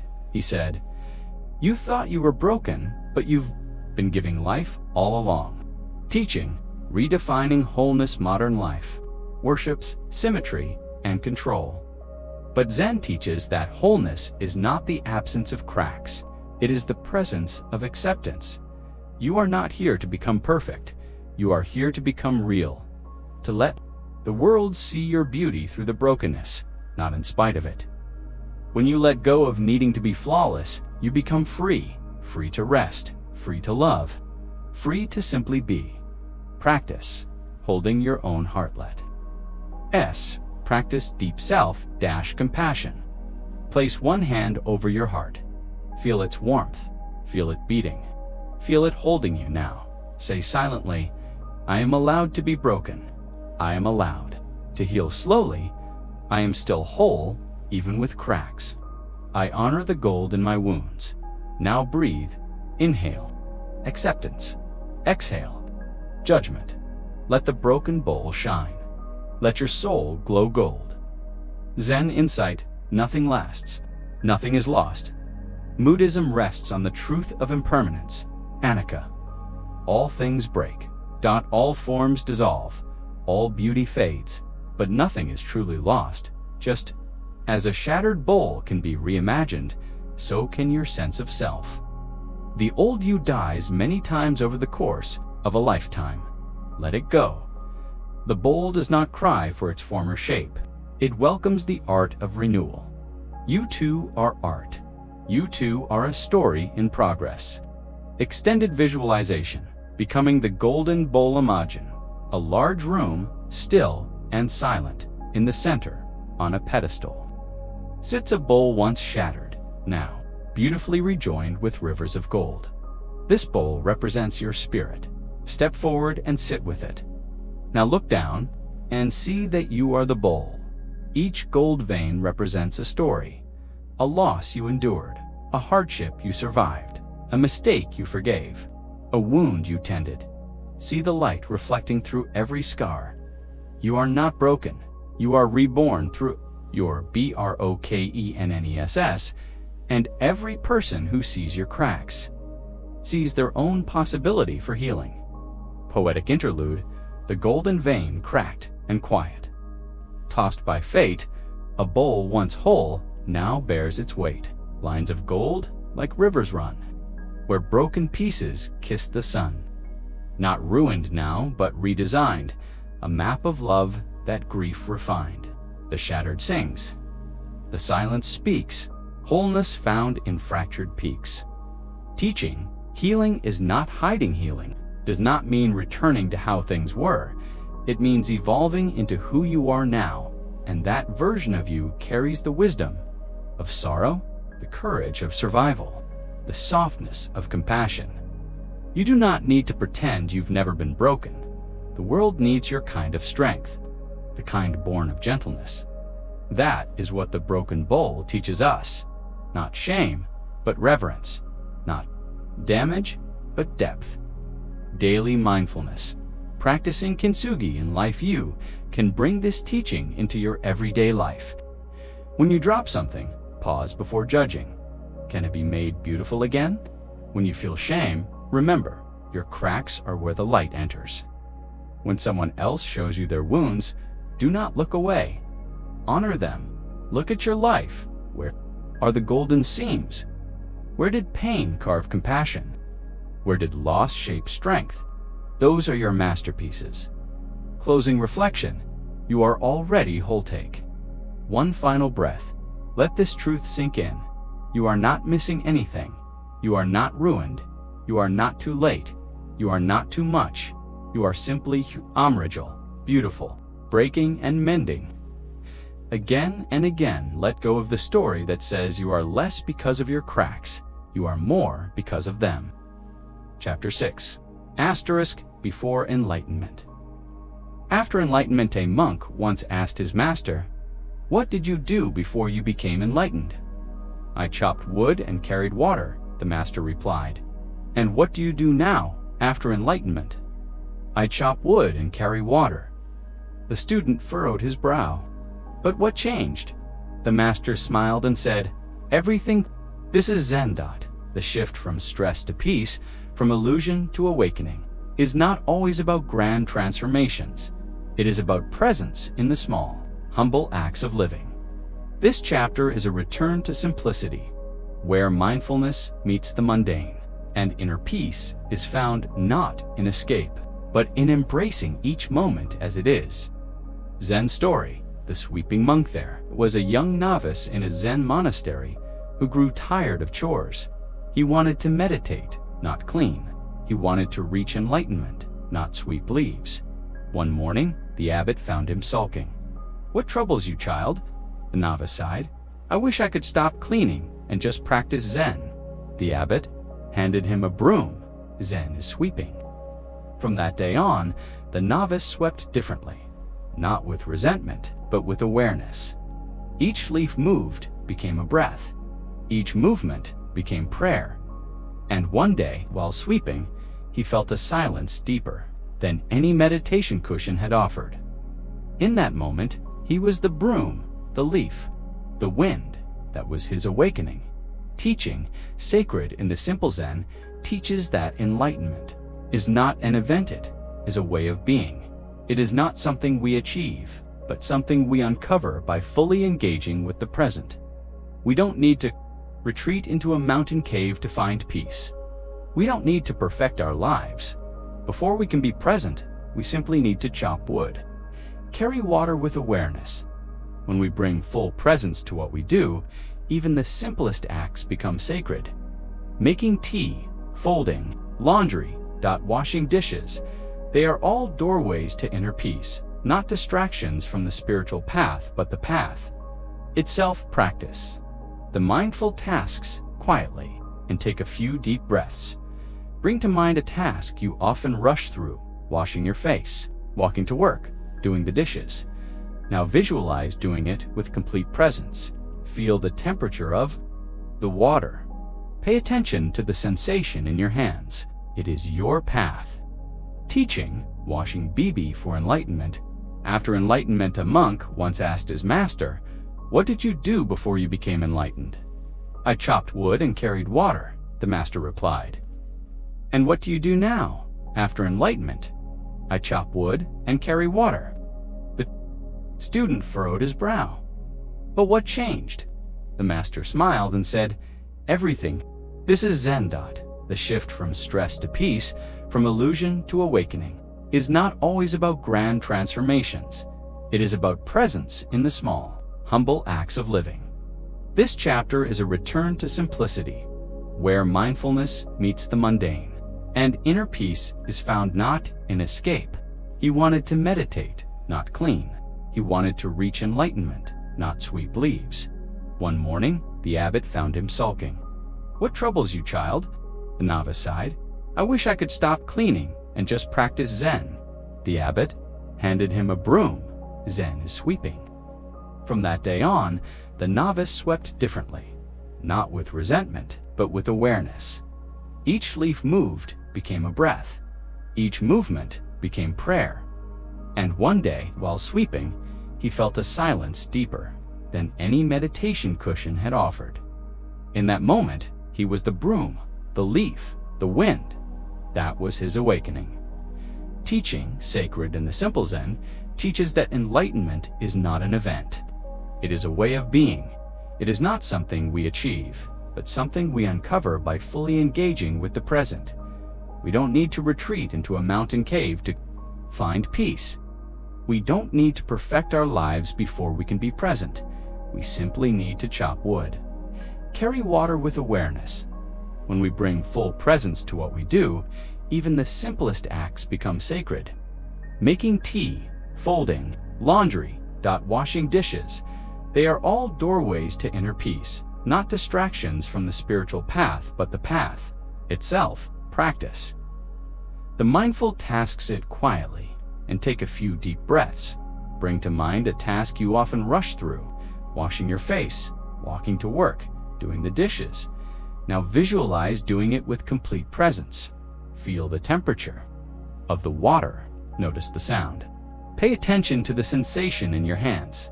Breathe as you move. Smile gently. Let go of the need to finish quickly. In this moment, it is no longer a chore.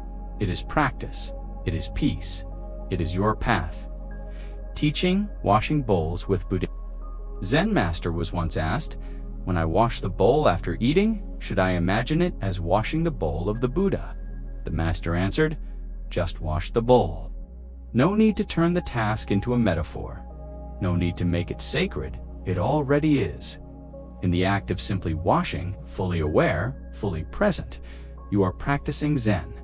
This is the heart of stress relief, not escaping your life, but showing up for it with calm attention. The world becomes softer when you meet it mindfully, cooking rice with great care. One day, a younger monk asked, "Why do you, the wisest of us, do such lowly work?" The elder replied, "When I cook the rice, I remove the stones. When I stir the pot, I remove the self. In Zen, no action is beneath you. Every moment is a mirror. Every act of service is an act of awakening. It is not the job that matters.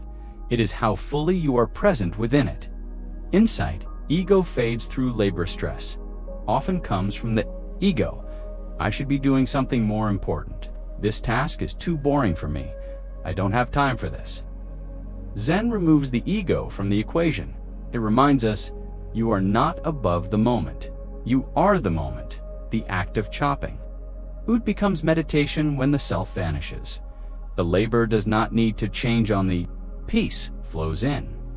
Teaching attention is the purest form of love. Zen teaches that when you do something with full attention, you honor it. When you make tea with attention, you offer love to yourself and others. When you walk with attention, you heal the earth beneath your feet. When you work with attention, the work becomes joy. Multitasking scatters the mind. Presence gathers it. Even 10 seconds of pure awareness can calm your nervous system. Try it now. Feel your breath. Notice the rise and fall of your chest. Nothing to fix. Just feel. This is peace. This is chopping wood, carrying water. Visualization. A day in the Zen life. Imagine yourself. Only the gentle sound of wind through trees. You brush your teeth with mindfulness. You sweep the floors. With calm rhythm. You cook rice slowly. Feeling the fire, the water, the grain. You carry water from the stream in 2 buckets. Each drop a jewel. Each step a meditation. No rush, no future to chase. Just now, and in that now, you are complete. This is not fantasy. This is available to you each day, in your real life. Through awareness, through simplicity, through presence. Wisdom teaching, ordinary mind is the way. One student asked the master Joshu, "What is the way?" He answered, "Ordinary mind is the way." Should I direct myself toward it? If you try to direct yourself toward it, you go away from it. Zen doesn't ask you to become something else. It asks you to become fully this. To wash the dish as if it were the only dish in the world. To carry the bag of groceries with reverence. To write an email with clarity and kindness. Peace lives in the ordinary mind. Practice.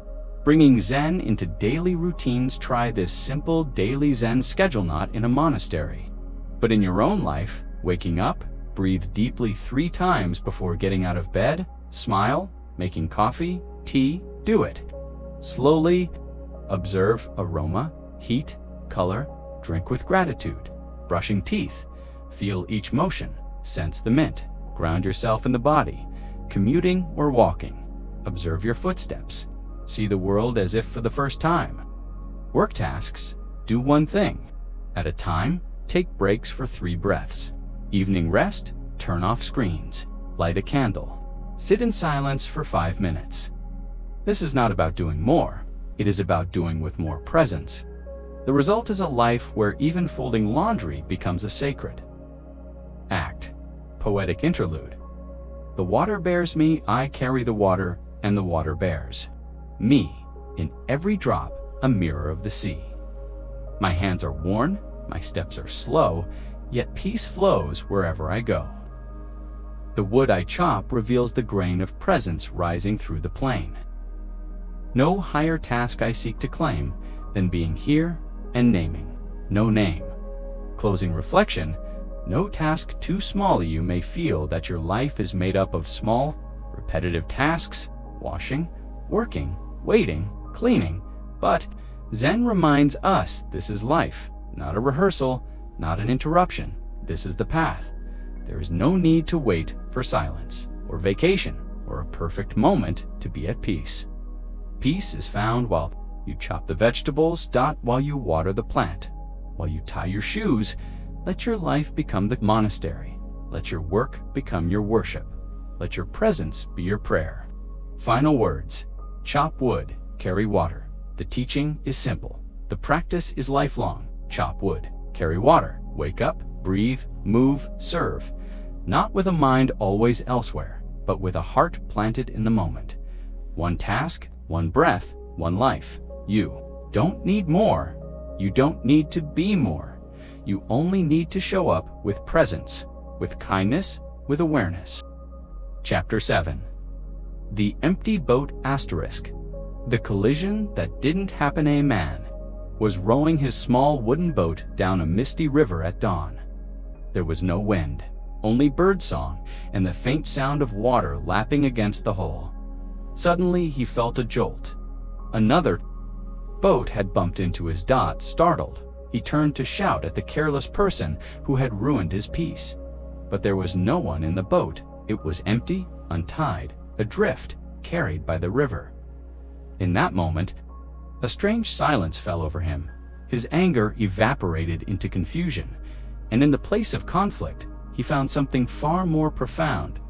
A lesson that the empty boat taught him more than 100 sermons ever could. The Zen of the empty boat. Famous story is not originally Zen. It comes from the Taoist philosopher Zhuangzi, but has become a foundational koan in the Zen tradition. Its teaching. Much of our suffering comes not from events themselves, but from our belief that someone is to blame. When the boat was believed to have a person in it, anger surged. When it was discovered to be empty, the emotion lost its anchor. Why? Because when there's no one to blame, the ego has nothing to defend. And when the ego dissolves, peace arises naturally. Modern echoes of the bump. You don't need to be floating on a river to feel the bump of life. Every day we're bumped by other boats. Someone cuts you off in traffic. A coworker snaps at you. Your partner forgets something important. A stranger is rude in passing.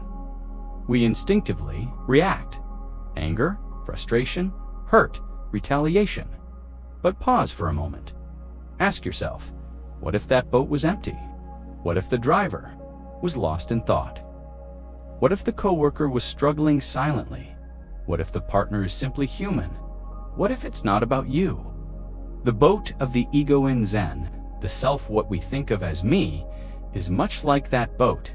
It feels solid, real, occupied, but upon deep inspection, we find that it too is mostly empty, constructed from memories, roles, fears, and desires, an echo chamber of identity. But who is there truly? When we cling to ego, we get bumped more easily. Every glance becomes an insult. Every delay becomes personal. Every loss becomes a threat to me. But when we empty our boat, we float. We drift through life's river with far less resistance. Practice deconstructing the self. Take a moment to sit still. Breathe in now. Ask yourself, who am I? Watch what arises. Your name, your job, your story. Strip each layer away. What if you weren't called that? What if your job vanished? What remains? If you let all these identities fall away, what is left? Not nothing, but a presence, a stillness, a silent awareness.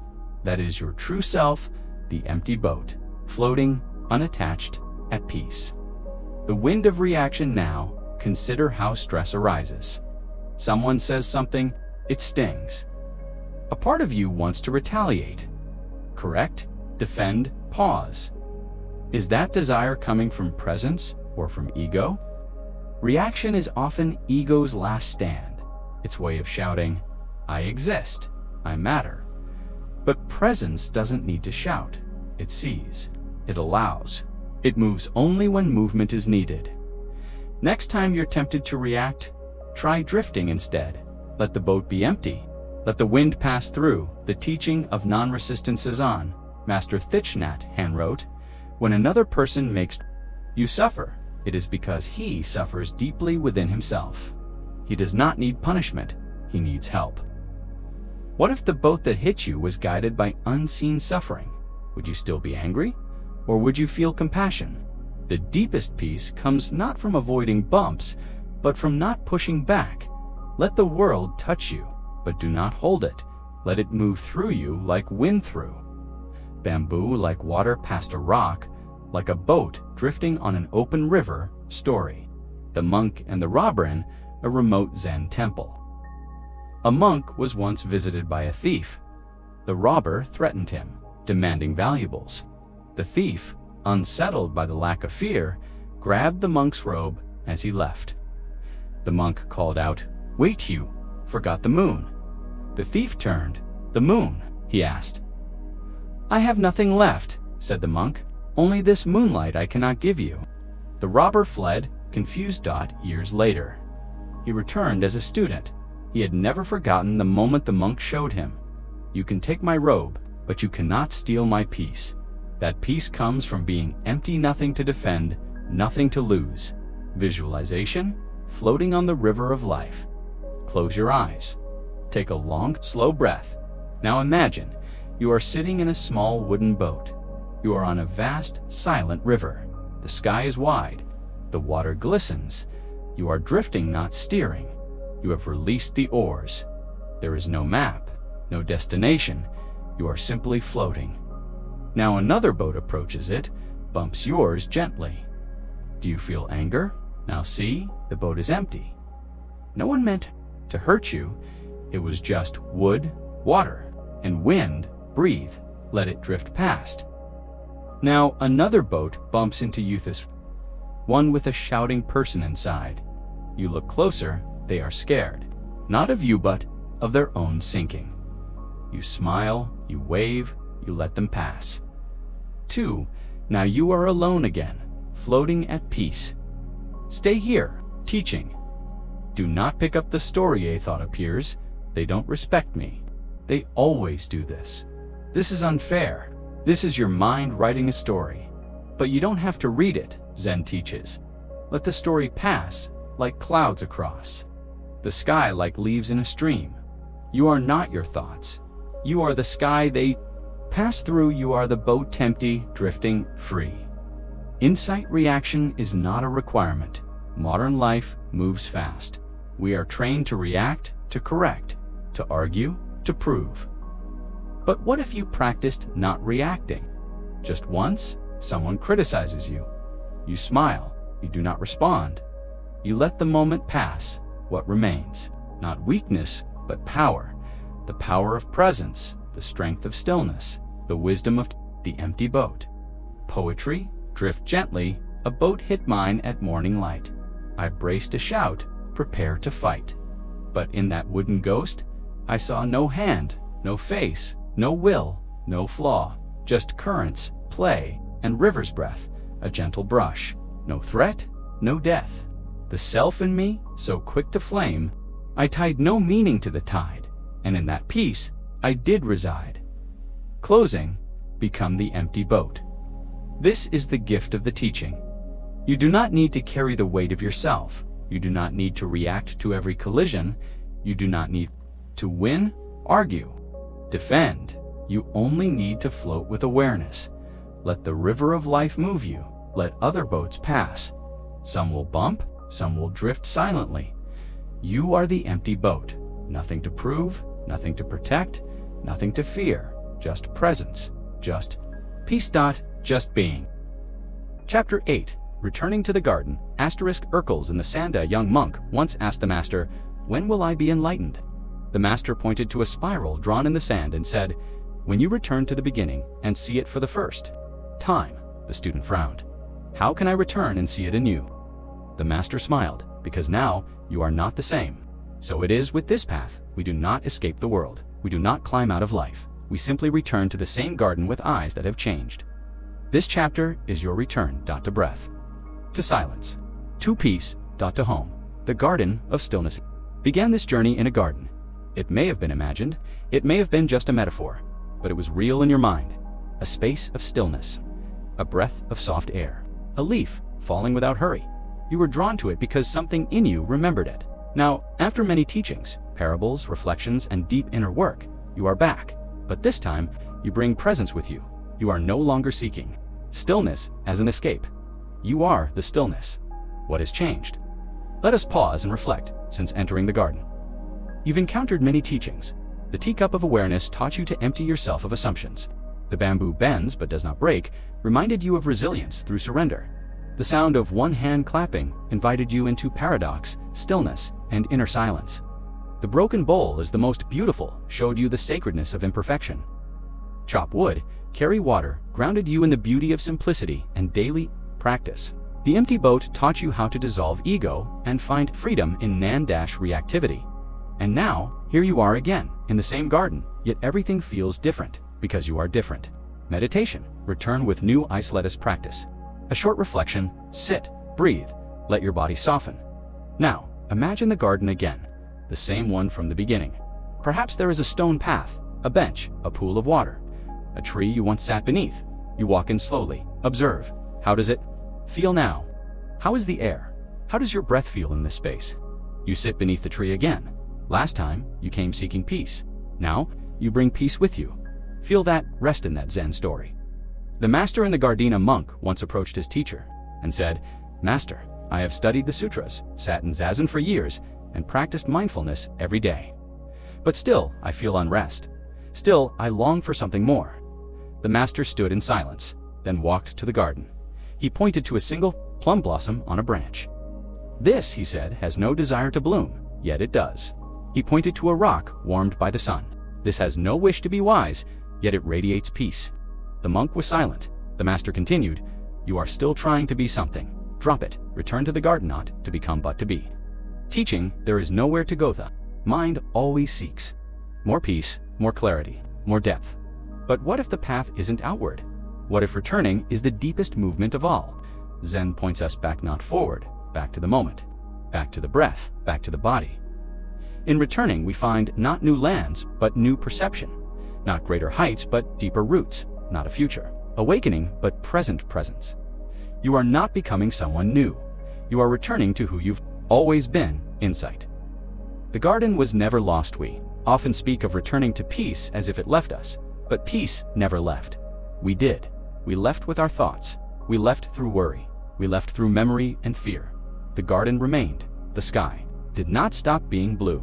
The breath did not stop flowing. The stillness never ended. You simply closed your eyes. Now you open them, and you realize the garden is not a place, it is a state of being. Story: the traveler and the tree. A traveler, exhausted from his journey, sat beneath a tree in silence. He sighed and muttered, "I wish for shade." The tree offered its branches. "I wish for peace," he added. The wind grew still. He closed his eyes and whispered, "I wish to know myself." The tree said nothing. Years passed. The traveler aged beneath that tree. One day, he awoke and saw the reflection of the tree in a still pond nearby, and in that reflection, he finally saw himself. It had been there all along, waiting for him to stop looking outward. Practice the circle walk. Take a walk, either literally or in your mind. Make it a circle, not a straight line. Notice how returning to where you began feels different now when you walk in circles. You realize life is not linear. Enlightenment is not a destination. It is a return to what has always been.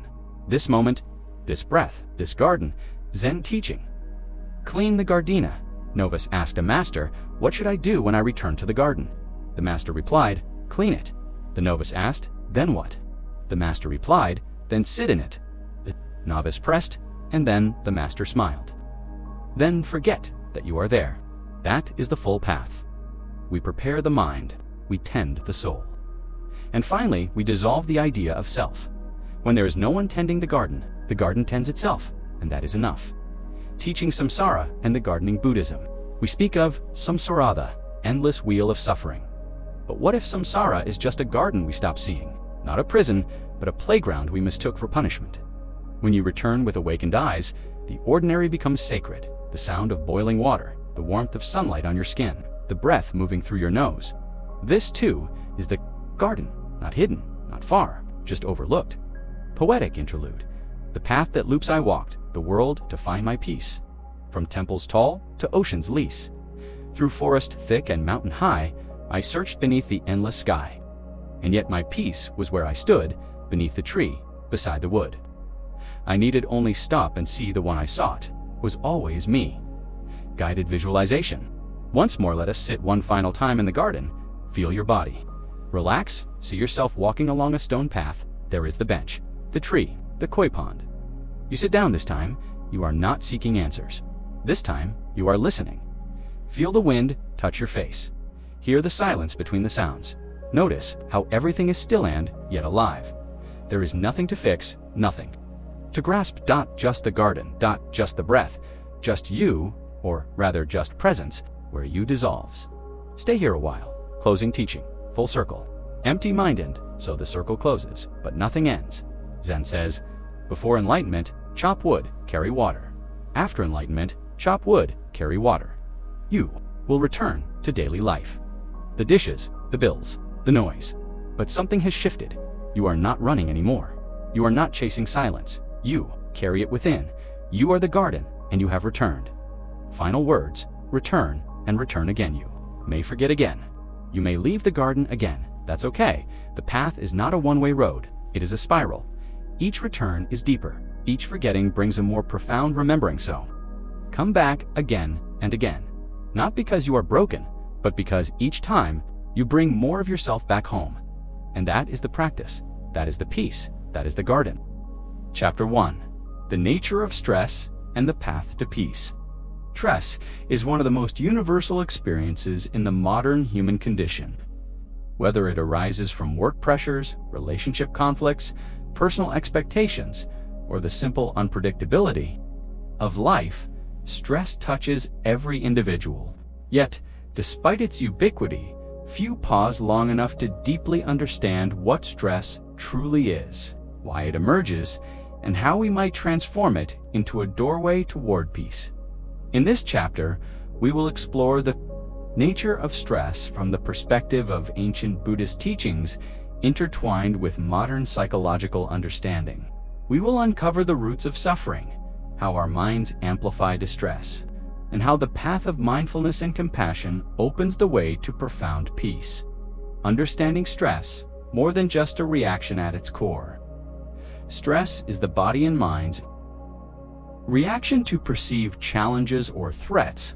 When we encounter a difficulty, whether it is external or internal, our nervous system triggers a cascade of physiological responses. Faster heartbeat, tightened muscles, heightened alertness. This fight or flight mechanism was critical for survival in ancestral times. Yet today, it often fires in response to everyday pressures like deadlines, social expectations, or self-doubt. This physiological arousal itself is not inherently harmful. It prepares us to act. The problem arises when stress is chronic, unrelenting, or when our minds endlessly replay worries that may never materialize. Stress becomes a heavy burden, manifesting as anxiety, irritability, fatigue, and even physical illness.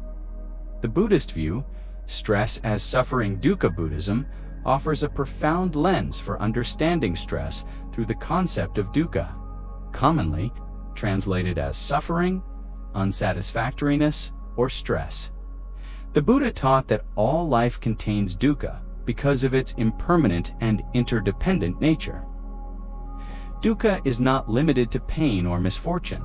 It also includes the subtle dissatisfaction arising from craving and clinging on the first noble truth. The Buddha states, life is suffering. But this does not mean life is only pain. Rather, it points to the fundamental nature of existence, marked by change and incompleteness.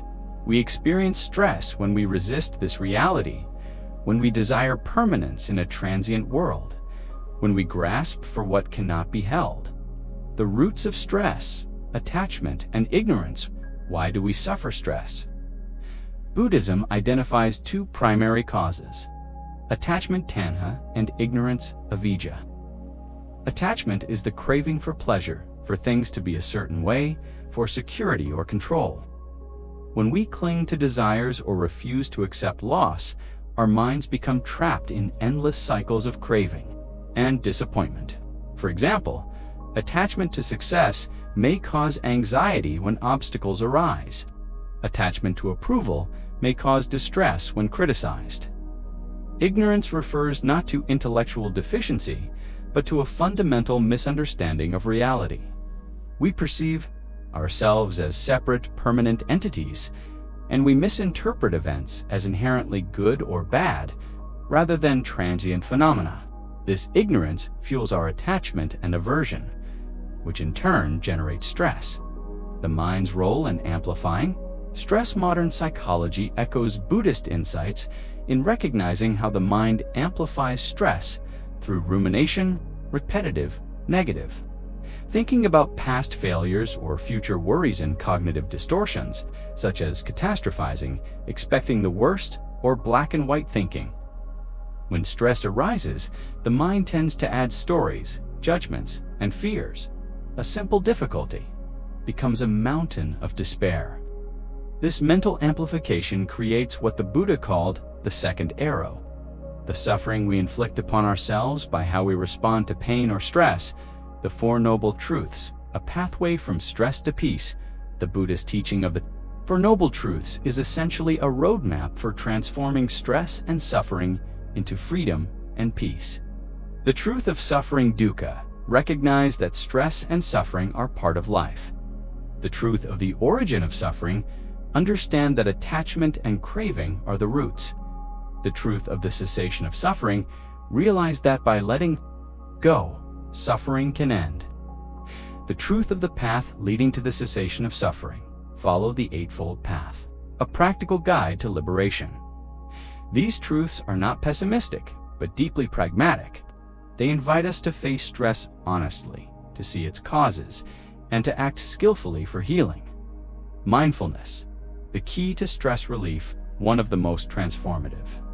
Buddhist practices for stress relief is mindfulness, sati.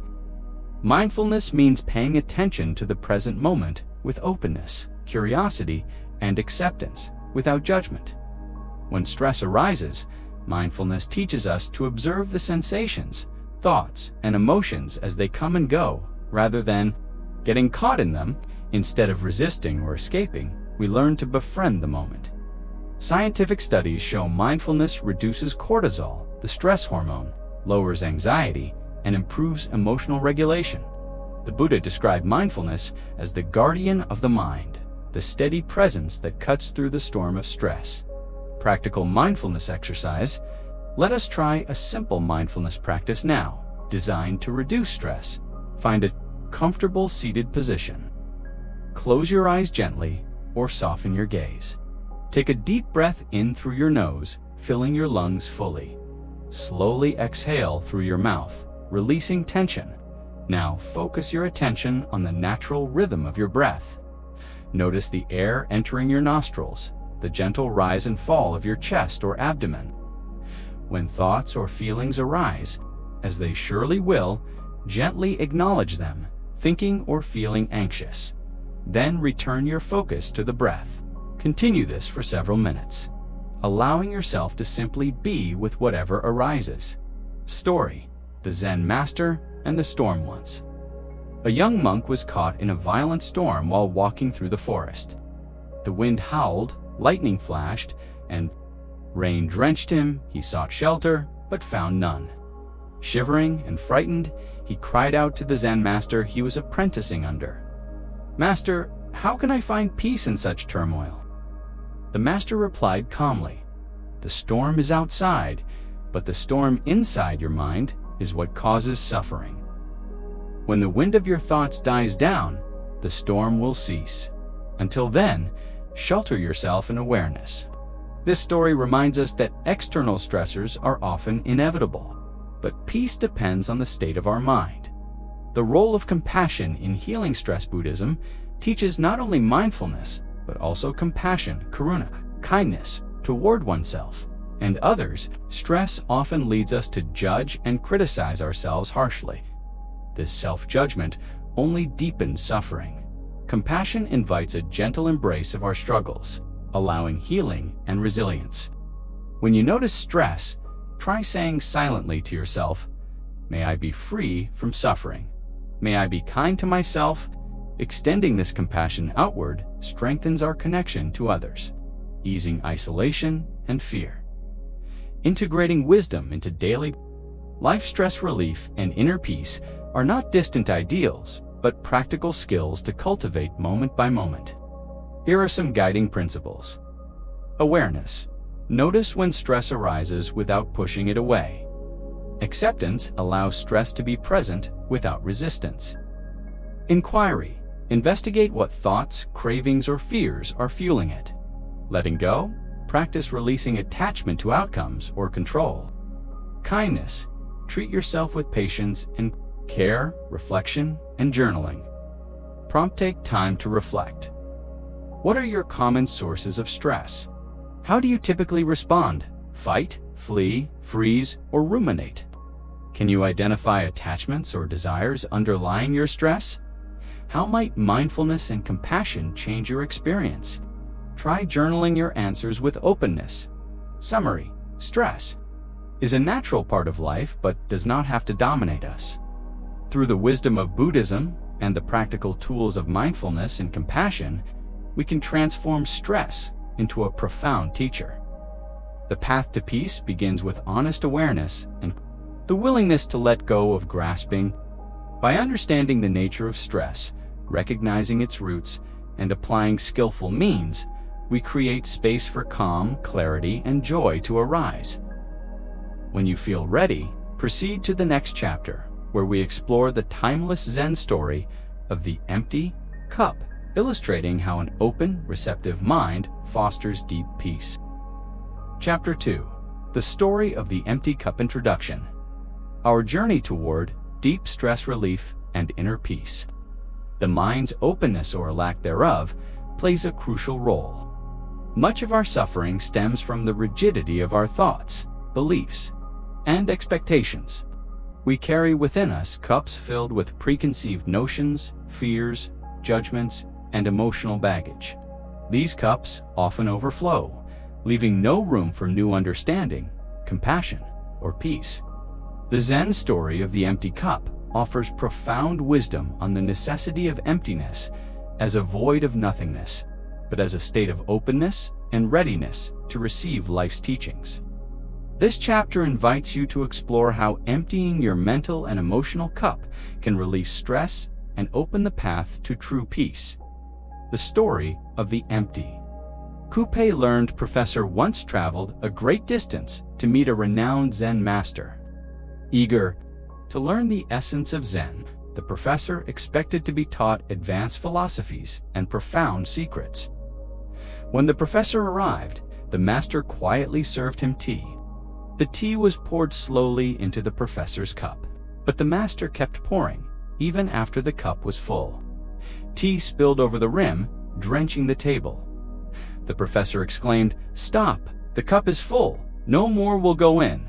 The master smiled gently and said, "Like this cup, your mind is full of your own opinions and assumptions.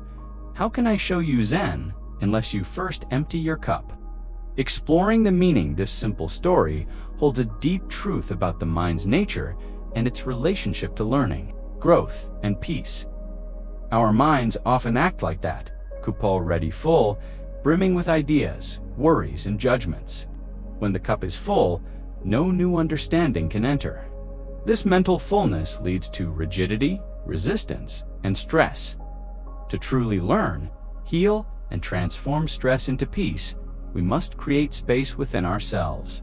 We must empty the cup, not discard knowledge, but suspend fixed beliefs, ego defenses, and limiting stories that no longer serve us. The full cup. A metaphor for mental clutter. What does a full cup represent in our daily lives? It can manifest as preconceived notions, rigid opinions that block open-mindedness. For example, believing I'm always stressed or I can't change. Emotional baggage, past traumas or disappointments that fill the mind with fear. Or bitterness, constant mental noise, endless worries, planning, and judging. Attachment to identity, clinging to a fixed sense of self, such as I am a failure or I must be perfect. When we hold tight to these mental contents, the mind has no room for calm or new perspectives. Why does a full cup cause stress? When the mind is full, it becomes heavy and tense.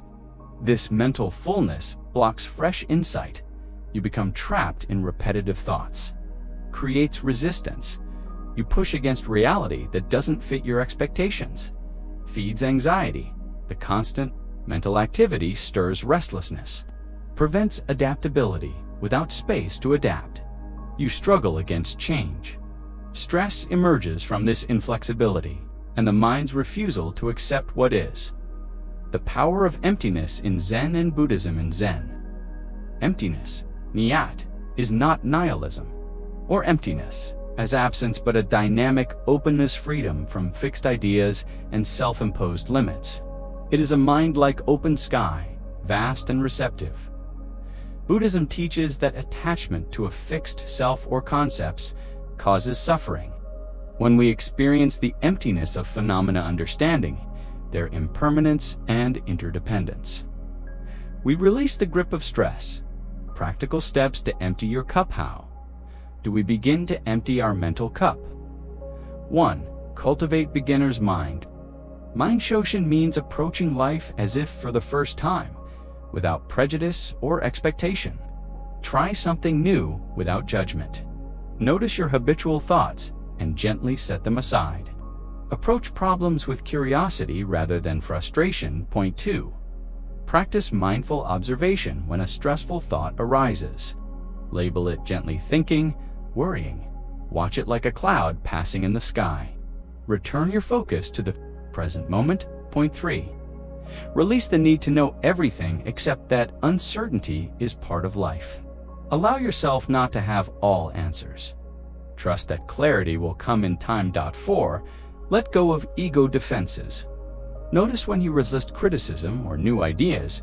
Reflect on how clinging to being right may increase stress. Practice humility and openness. A meditation on emptying the couplet. US practice a guided meditation to experience the feeling of emptying the cup. Sit comfortably and close your eyes. Take a deep breath and visualize your mind as a cup. Notice what fills this cup: worries, judgments, plans. With each exhale, imagine these contents gently flowing out. Feel the cup becoming lighter, more spacious. Allow the cup to be empty, open, ready to receive. Rest in this openness for several breaths. When ready, slowly return your attention to the room. Reflection. What is filling your cup? Spend some moments reflecting what thoughts, emotions, or beliefs feel heavy in your mind right now. Which of these might you release to create space? How does holding on to these cause you stress? How might openness and letting go ease your suffering? Writing down your reflections can deepen this process. Story. The student who could not learn. A young student went to a wise teacher, eager to absorb knowledge. But no matter how hard he tried, he felt blocked. The teacher asked, "Have you emptied your cup?" The student looked puzzled. The teacher explained, "You must set aside your previous opinions and judgments to learn truly." The student then spent weeks practicing humility and openness. Only then did the teachings begin to make sense and peace started to grow. As a path to creativity and joy, emptying your mental cup is not about losing yourself or becoming blank. Instead, it is the foundation for creativity. A clear mind can see new possibilities. Joy, openness allows gratitude and delight in the present. Resilience. Flexibility helps you adapt to life's changes. Compassion, without judgment. You connect deeply to others, overcoming resistance.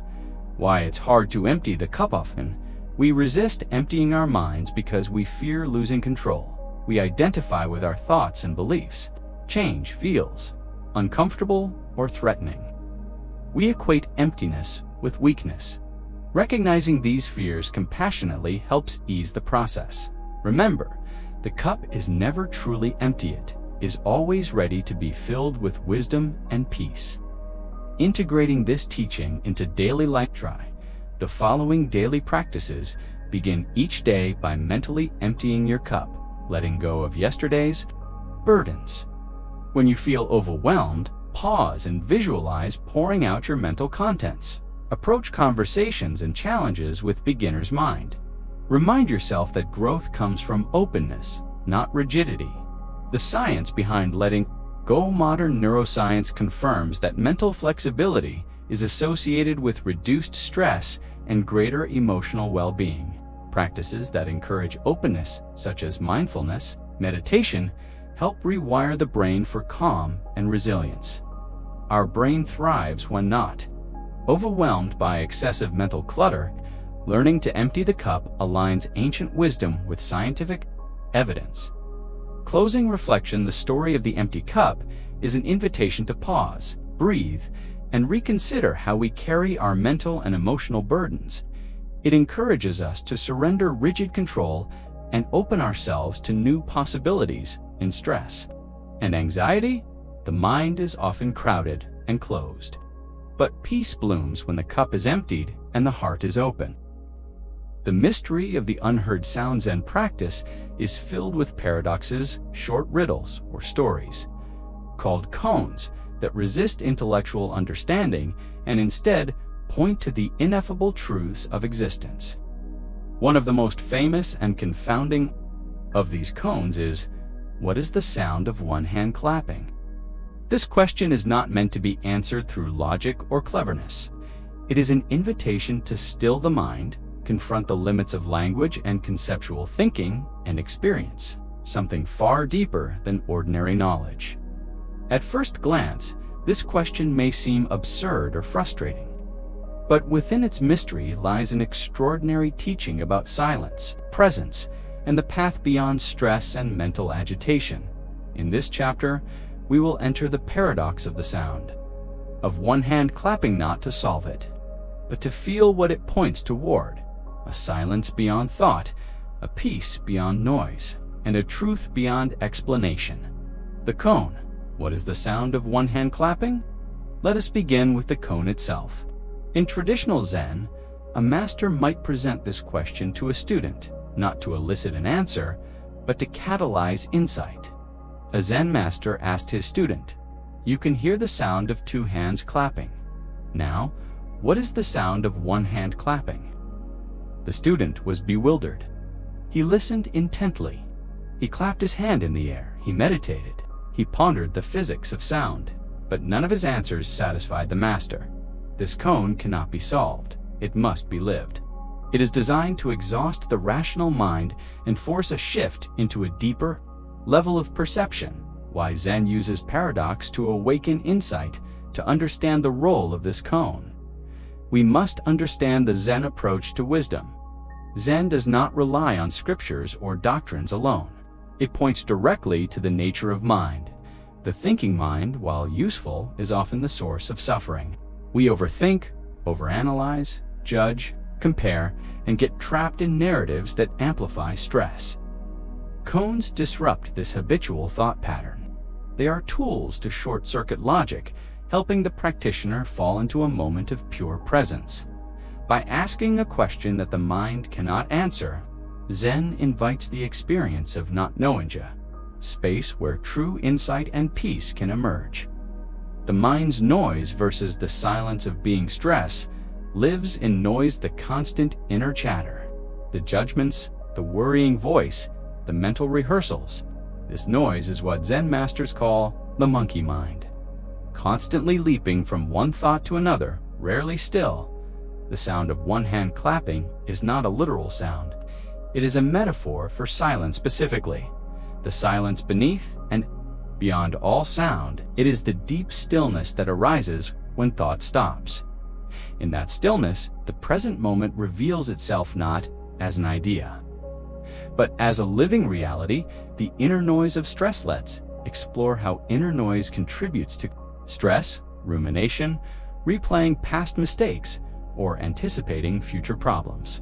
Overthinking, trying to solve feelings or emotions by analysis. Judgment, criticizing oneself or others internally. Attachment to outcomes, clinging to how things should be rather than how they are. These mental habits create a constant hum of tension and restlessness. They form a kind of internal clapping two hands of thoughts smacking against each other, creating the stress we feel. To find peace, we must become aware of this noise and then discover the quiet beyond it, listening for the soundless sound. What then is the sound of one hand clapping? It is the silence that remains when inner conflict ceases. It is the awareness that is present even when thoughts are not. It is not a sound in the traditional sense, but a state of begeya, profound stillness, a clear sky after the storm, the quiet before thought arises.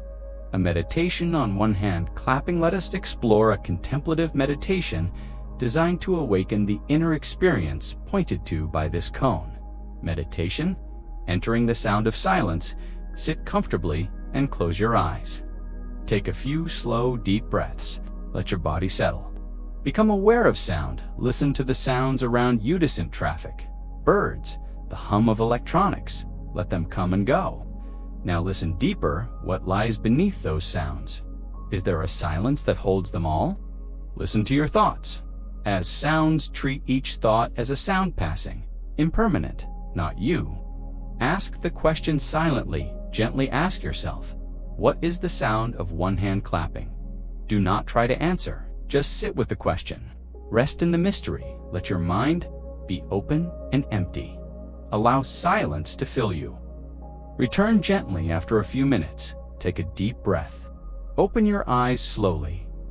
Story: the monk who heard the silence. A young monk meditated in the mountains, troubled by distractions and thoughts. One day his master asked him, "What do you hear?" The monk replied, "The wind, the birds, my thoughts." Master nodded. "Now, listen beyond all that." The monk was puzzled, but sat quietly. One day, while sitting by a stream, he suddenly heard ... nothing. Not silence as the absence of sound, but a presence of stillness. In that moment, his thoughts fell away. He felt a profound peace, deeper than anything he had known. Later, he returned to the master and said, "I have heard the sound of one hand clapping. The stress of needing answers. One reason the cone is effective is that it frustrates the mind's craving for resolution. We seek answers to feel safe and in control. This desire for certainty is itself a cause of stress. When we cannot solve something, when life brings uncertainty, grief, illness, change, we experience anxiety. But sometimes the path to peace lies not in finding the answer, but in being fully present with the question. The cone teaches us to sit in the unknown, to rest in the space between understanding. This is where real transformation occurs. Practical ways to apply this teaching in daily life. Pause before reacting when you feel stress. Take a breath. Instead of reacting, become curious. Ask, what am I actually feeling? Practice open awareness. Spend a few minutes daily just observing without labeling. Watch thoughts arise and fall. Listen without interpreting. Ask paradoxical questions. Try other cones in daily contemplation. Who is thinking this thought? What was your original face before you were born? When nothing arises, what remains? Embrace not knowing. The next time you don't have an answer, say silently, "I don't know," and that's okay. Create space between thoughts. Try to notice the space between your thoughts, like gaps between claps. Dwell in that space. Science meets Zen, silence, and the nervous system. Modern neuroscience confirms what Zen masters have taught for centuries. Moments of stillness and silence activate the parasympathetic nervous system, the rest and digest response, reducing heart rate, blood pressure, and cortisol levels. Brain scans show that silence allows the brain to reorganize itself, enhance memory, and reduce anxiety. Even 2 minutes of silence can have a calming physiological effect. This aligns with the Zen experience of peace, arising in the absence of mental noise. Silence is not emptiness, it is fullness. Many fear silence as emptiness, but in Zen, silence is full. It contains awareness, connection, and deep presence. The sound of one hand clapping is not absence, it is presence without form. It is the living stillness that underlies all sound, all thought, all being. A poem. To reflect the soundless bell, no hand strikes it, yet it rings. No ear hears it, yet it sings. In the stillness, what arises? Just this breath, this now, this silence. Journaling prompts. What does the sound of one hand clapping mean to me today? When in my life have I experienced a moment of true silence or presence? What noise in my mind causes me the most stress? What might happen if I stopped needing to have all the answers? Write slowly, mindfully. Let the pen move from the silence within. Closing reflections. The sound of one hand clapping cannot be heard with the ears. It is not a riddle to solve, but an invitation to enter a deeper way of seeing. When we let go of analysis, of control, of certainty, when we stop trying to fix everything, we touch the peace that lies beneath all things. In that peace, stress begins to dissolve. In the mystery, we rest. May this chapter be your invitation to listen not with ears, but with your whole being. May you discover the silent center within you, where no thought disturbs, no fear remains, and no answer is needed. The weight we carry, stress, sorrow, and inner turmoil, are often not caused by what is happening around us, but by our resistance to it. We suffer not just because we experience loss, discomfort, or uncertainty, but because we cling, we hold tightly to ideas, people, identities, possessions, and outcomes. We grip with our hearts, believing that holding on will bring safety, stability, or happiness. And yet, paradoxically, the tighter we hold, the more we suffer. Letting go is not abandonment. It is not apathy. Letting go is a deep act of trust in life's impermanence, trust in the unfolding of events, and trust in our own ability to remain centered amidst change. In this chapter, we will explore the wisdom of non-attachment, the difference between letting go and detachment, and how this liberating practice can dissolve stress and restore inner peace. The nature of attachment in Buddhist teaching. In Buddhist philosophy, attachment in Palitan is one of the primary roots of suffering, along with aversion and ignorance. The Buddha taught that from craving arises sorrow, from craving arises fear. For one who is free from craving, there is no sorrow. So how can there be fear? Attachment here refers not to caring or love, but to grasping the emotional clinging to things being a certain way, the refusal to accept change, and the illusion that happiness lies in what is outside of us. We attach to people wanting them to act or stay a certain way, possessions, outcomes demanding success, praise, or certainty, identity, needing to be seen or treated a certain way, beliefs, clinging to views, ideologies, or labels. While all of these are natural, everything that arises will pass. This is the law of impermanence, anicca, and fighting this truth leads to suffering. The Zen farmer. A story about non-attachment. A farmer had a single horse that ran away. His neighbors said, "What terrible luck!" The farmer replied, "Maybe." The next day the horse returned, bringing with it 3 wild horses. The neighbors exclaimed, "What great fortune!" Farmer's son tried to ride one of the wild horses and broke his leg. The neighbors again cried, "What terrible luck!" And the farmer said, "Maybe." Soon after, soldiers came to the village to conscript young men into the army. The farmer's son was spared because of his broken leg. The neighbors congratulated the farmer, saying, "What good luck!" And once again, the farmer simply said, "Maybe." This story captures the essence of letting go of attachment to outcome. We never truly know whether something is good or bad in the long term. Peace comes not from controlling life, but from flowing with it. Why we cling. Psychological roots of attachment from a psychological perspective. attachment can stem from several sources. Fear of loss. We hold on tightly because we fear grief. Desire for control. Clinging gives an illusion of managing outcomes. Identity construction. We build who we are from things or people. Past trauma. Unresolved wounds often lead us to seek security through control. While these instincts are deeply human, they can become maladaptive when they keep us locked in cycles of fear, stress, and resistance. Asterisk. A guided practice. Releasing. Attachments preparation. Sit comfortably. Close your eyes. Take 3 deep breaths. Step 1. Identify a current attachment. Bring to mind something causing you stress, perhaps a person. Clinging. Feel where in your body the tension lives. Is it a tight chest? A clenched jaw? A racing heart? Step 3. Name it silently. Say, I am holding on to underscore. Let yourself feel the weight of that holding. Step 4.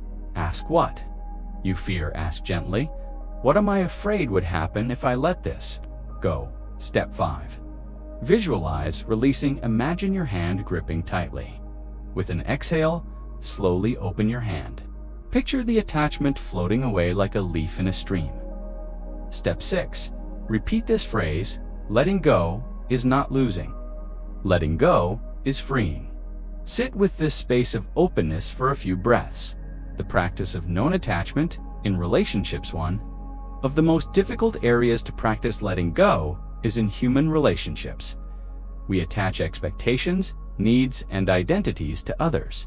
But clinging in relationships often leads to codependency, fear of abandonment, neediness, or control.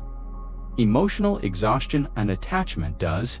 I love you and want you to be happy, even if that means without me. This kind of love is liberating. It transforms relationships from dependency to connection. Impermanence. The heart of letting go. Buddhism teaches that all things are impermanent. People, emotions, conditions, even stress itself. Clinging to anything as permanent is like trying to hold water in your hands. The more tightly you grip, the more it slips away.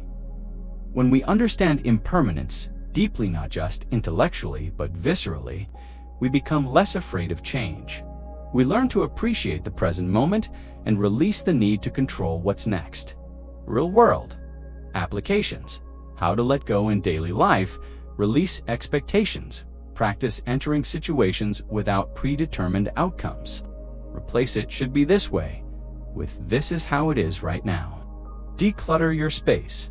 Practice physical letting go as a mirror for mental letting go. Write a letter you don't send. If clinging to a person or memory, write them a letter expressing everything, then release it. Use a letting go breath. Inhale deeply. Body, mindful mantra. Repeat daily. I let go of what no longer serves me. Reflection questions. What in my life am I holding on to that causes stress? To loosen my grip just a little, who would I be without this attachment? Write your reflections slowly. Be honest. There is no right answer, only awareness. A personal story. The gift of Losei. Zen student once had a beloved bonsai tree. He nurtured it for years, trimming, shaping, protecting it. One day, a storm broke the pot and killed the tree. The student was heartbroken. When he went to his master, expecting comfort, the master only said, "The tree was never yours." Though harsh, the words awakened something in the student. He realized his sorrow was not just about the tree, but about the belief that it was his to begin with. From then on, he began to appreciate all things as passing gifts, not possessions. The peace on the other side of letting go is not a loss, it is a return. A return to simplicity, presence, and trust. When we release our death grip on life, we find that we are held by something far greater, inner stillness that cannot be shaken. By external storms, we begin to live lighter, to love more freely, to rest in a peace that doesn't depend on anything. Staying the same. Closing meditation. The open hand. Place both hands palm up on your lap. Imagine each hand holding something you've been clinging to. An identity, a fear, a desire. Take a deep breath and slowly open your hands, visualizing them releasing what they hold. Sit for a few moments with open palms, symbolizing your openness to life just as it is. Repeat silently, I am safe, I am free, I let go. Go does not mean giving up. It means tuning, entrusting the natural flow of life, surrendering to impermanence, and stepping out of the cage of resistance. Attachment binds us to suffering, but openness liberates us. The next time stress arises, pause and ask, am I holding too tightly? What can I release? In the space created by letting go, peace enters effortlessly. Asterisk. A garden of the mind. Imagine a tranquil space, smooth stones. Its simplicity mirrors clarity. Its stillness invites contemplation. Its emptiness speaks volumes. In Japanese, a Zen garden is called a karasansui, or dry landscape garden. Then ornament, they are mirrors of the mind. We will learn how to design our inner world with the same care and clarity, how to pull the weeds of distraction, and how to patiently nurture the silence where insight blooms. Zen, carefully arranged to reflect balance, minimalism, and intention. So too can our consciousness be arranged. In fact, we are constantly creating the landscapes of our minds through thoughts, habits, attention, and emotions. When we neglect this inner garden, stress overgrows, like weeds unseen but invasive. When we rush through life, we trample the moss of subtle beauty. When we multitask and overconsume, we begin to tend the garden, placing our attention like rocks with purpose, clearing space for clarity and gently raking the surface of our awareness to reveal peaceful patterns. The principles of a Zen garden and their inner parallels. Let's examine the core principles of a Zen garden and how each one applies to the cultivation of mindfulness and inner peace. 1. Kenso Simplicity Garden. Few elements, minimal distractions. Mind, letting go of mental clutter and simplifying our attention. Practice. Try sitting in silence for 5 minutes. Begin to simplify the contents of your mind. 2. Fukinsei Asymmetry or Imperfection Garden. Designs are not symmetrical, they reflect the natural world. Mind, letting go of the need for perfection, accepting flaws. Reflection. What areas of your life are you trying to control or perfect? What would it feel like to let them be as they are, imperfect but whole? 3. Shizan, Naturalness Garden. Nothing is forced. Mantra. I allow what arises to simply be. Use this phrase whenever you find yourself resisting your experience. For Yejen. Mind, awareness that not everything can be known or named. Meditation prompt. Sit and observe your breath. Focus not just on the sensation, but the space between breaths. Rest in the mystery of this moment. 5. Seijaku Tranquility Garden. A space of stillness amidst activity. It could be drinking tea in silence, observing nature, or simply pausing to breathe.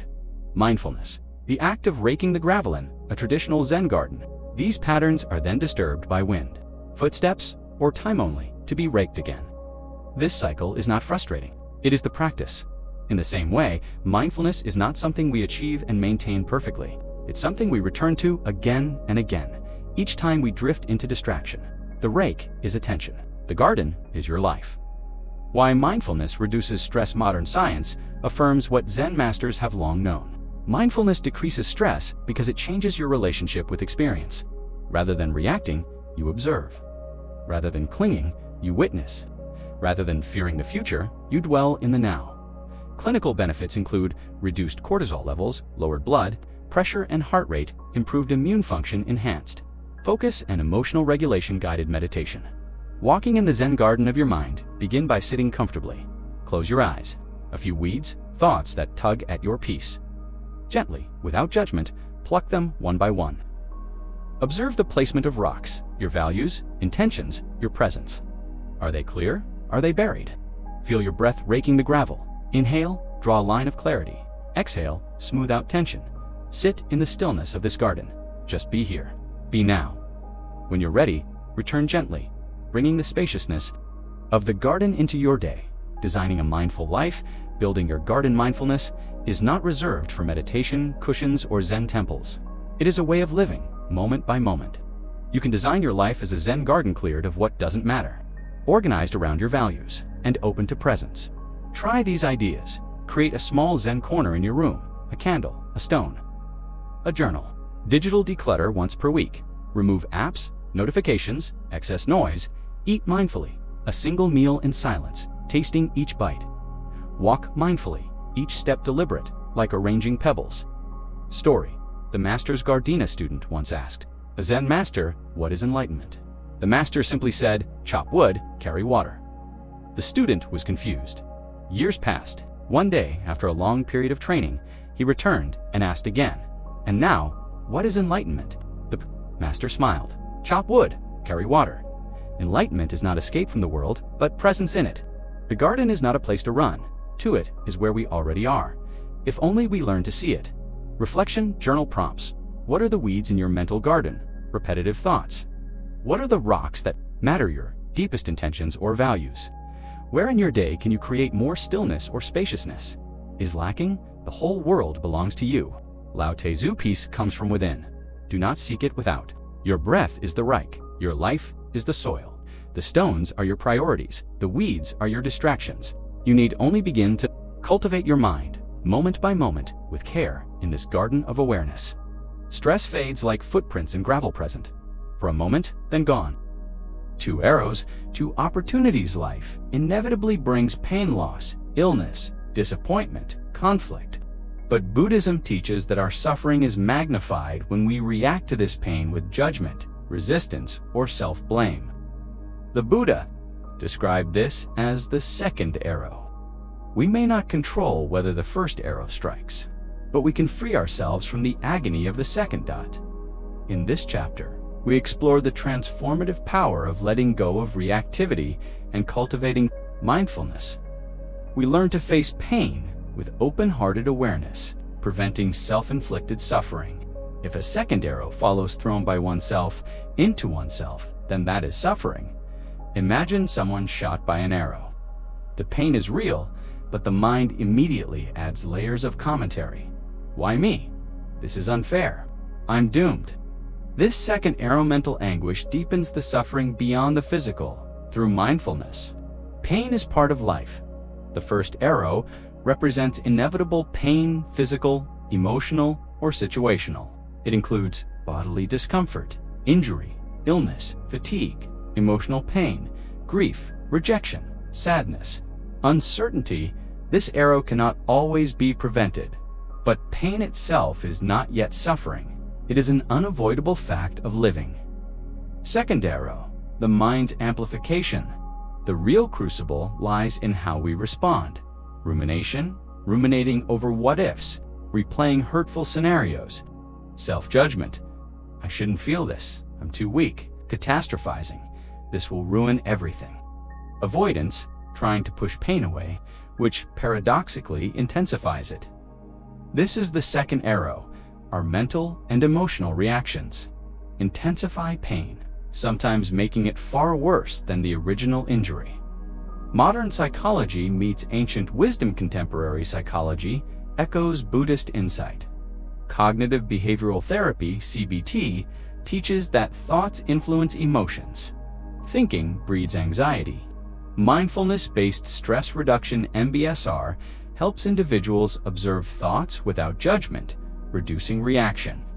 Acceptance and commitment therapy, ACT, encourages accepting painful experiences rather than fighting them, reducing suffering. What ancient Buddhists taught centuries ago is now supported by brain imaging, neuroscience, and clinical research.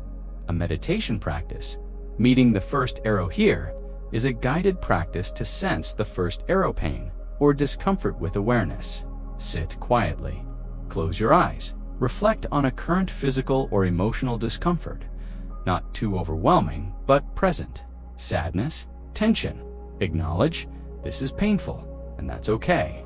Just sit with it, without commentary or judgment.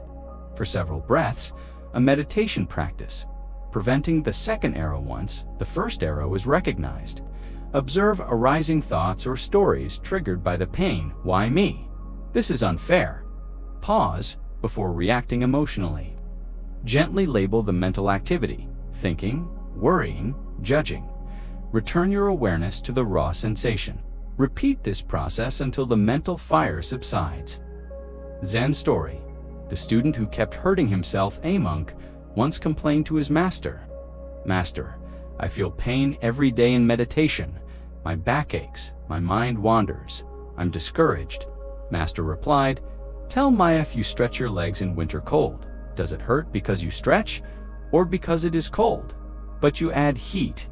By resisting it," the master's point, the monk would be more comfortable if he simply accepted the discomfort. Without judgment or without insisting it be otherwise. Reflection. What are your arrows? Take a moment to consider what recurring pains or discomforts do you experience? How do you respond? Do you shoot a second arrow? Can you remember a time you observed pain without adding suffering? How might your life be different if you met pain with curiosity instead of reaction? Reflect gently. Be compassionate. Practice. The pause between arrows. Learning to pause is the key to avoiding the second arrow. Notice physical signs: tension in throat, clenching in jaw, racing breath. Stop mentally. Take 3 conscious breaths. Observe. What is the raw sensation without the story? Allow. Feel it without pushing it. Aware, pushing it down. Return. Choose a more skillful response. Everyday applications. How to respond to pain in conflict. Instead of defending or attacking immediately, notice the discomfort. When discouraged, recognize disappointment. Don't add, "I'm a failure." Allow sadness to be present. Physical illness. Notice bodily pain, setbacks. See life's obstacles as wind, not fire. Obstacles teach resilience. Story. The sage and the storm. A student once meditated through a storm. Raindrops hammered his roof. Thunder shook the earth. He felt anxious. When finished, he asked his master, "Was I calm enough?" The master responded, "No, but your mind was like a lake. The storm passed, but you were not disturbed." This story illustrates that the second arrow doesn't have to follow the first. When the storm arrives, remain like a vast lake. Benefits of stopping the second arrow: emotional balance, less anxiety, less despair, greater clarity, fewer mental distortions. Resilience, you're less overwhelmed by adversity. Compassion awareness fosters kindness toward self and others. Journaling prompts, right? A moment when the second arrow created more suffering than the first. Describe the thoughts and feelings. How could you practice observing the first arrow without judgment? What would it feel like to respond with presence instead of panic, in shame, guilt, or trauma? In these cases, recognize that these are old arrows, not just present experiences. Let the wounds soften, not through denial, but through tender awareness. Upon the second arrow, a leaf falls upon the ground. You watch it, feel its weight. Then say, "Why did it fall? Who made it shake?" Awareness meditation, it's in stillness. First, feel any discomfort, pain. Breathe into it, label it. Pause and watch arising stories. Let go of the reaction. Return to breath or sensation. Stay with this process, cultivating spaciousness beneath pain. Conclusion. Freedom from the second arrow. We cannot escape life's first arrows, but we can stop adding suffering on top of pain. Over time, the habit of mindful awareness cuts the habit of reacting. We discover that beneath every wound lies a spring of peace, if only we stop pouring salt. This is the liberation. Buddhism offers not freedom from pain, but freedom from unnecessary suffering. Chapter 8. Compassion as a path to peace. Opening the heart. Softening the mind. Introduction. The healing power of compassion. Peace is not the absence of pain, nor is it achieved through control, escape, or isolation. Peace arises from an open heart capable of witnessing pain, both our own and others, and meeting it with compassion. Compassion is more than kindness. It is the deliberate willingness to be present with suffering, with the intention to relieve it. In Buddhism, compassion, Karuna in Paliese, one of the 4 divine abodes, Brahmavihas, alongside loving kindness, empathetic joy, and equanimity. In this chapter, we explore compassion as a path to deep inner peace, not just in theory, but as a way of living and responding to stress, pain, and disconnection. Why compassion brings peace. Stress is often intensified by resistance. I can't handle this. They shouldn't be like that. Or why is this happening to me? Compassion interrupts this cycle. Instead of pushing away pain, it says, I see you. You are hurting. Let me help. This is true whether the suffering is our own or someone else's. Neuroscience has shown that compassion activates areas of the brain associated with reward and empathy, reduces stress hormones, like cortisol, improves heart rate variability. A key marker of resilience increases activity in the prefrontal cortex, enhancing self-regulation in essence. Compassion rewires the brain for peace. Self-compassion. The first step, we often extend kindness to others, more easily than to ourselves. But the practice of self-compassion is essential. As Buddhist teacher Jack Kornfield says, if your compassion does not include yourself, it is incomplete. Self-compassion is not self-pity, indulgence, or weakness. It is the brave act of turning toward our own suffering with care. The three elements of self-compassion, Dr. Kristen Neff, mindfulness. Acknowledge the pain without exaggerating or ignoring it. Common humanity recognize that suffering is part of being human. Kindness respond with warmth, not criticism. Try saying, this is a moment of suffering. Suffering is part of life. May I be kind to myself in this moment? Wounded warrior A Zen monk once spoke of a former samurai who came to his monastery. The warrior had lost friends in battle and lived with regret. He asked the monk, what is the path to peace? The monk offered him tea and said, compassion for others is noble, but you must also forgive yourself. Your sword has been buried, but your self-blame remains sharp. Tears filled the warrior's eyes. That day, for the first time, he bowed not to the monk, but to his own wounded heart. The greatest courage is not to fight others, but to embrace our own suffering. Practicing self-compassion during stress. When under pressure, we often become critical. I should do better. This triggers the stress response. Try this instead. The stop technique. S. Stop what you're doing. T. Take a breath. O. Observe. What's happening inside? Emotions, thoughts, sensations. P.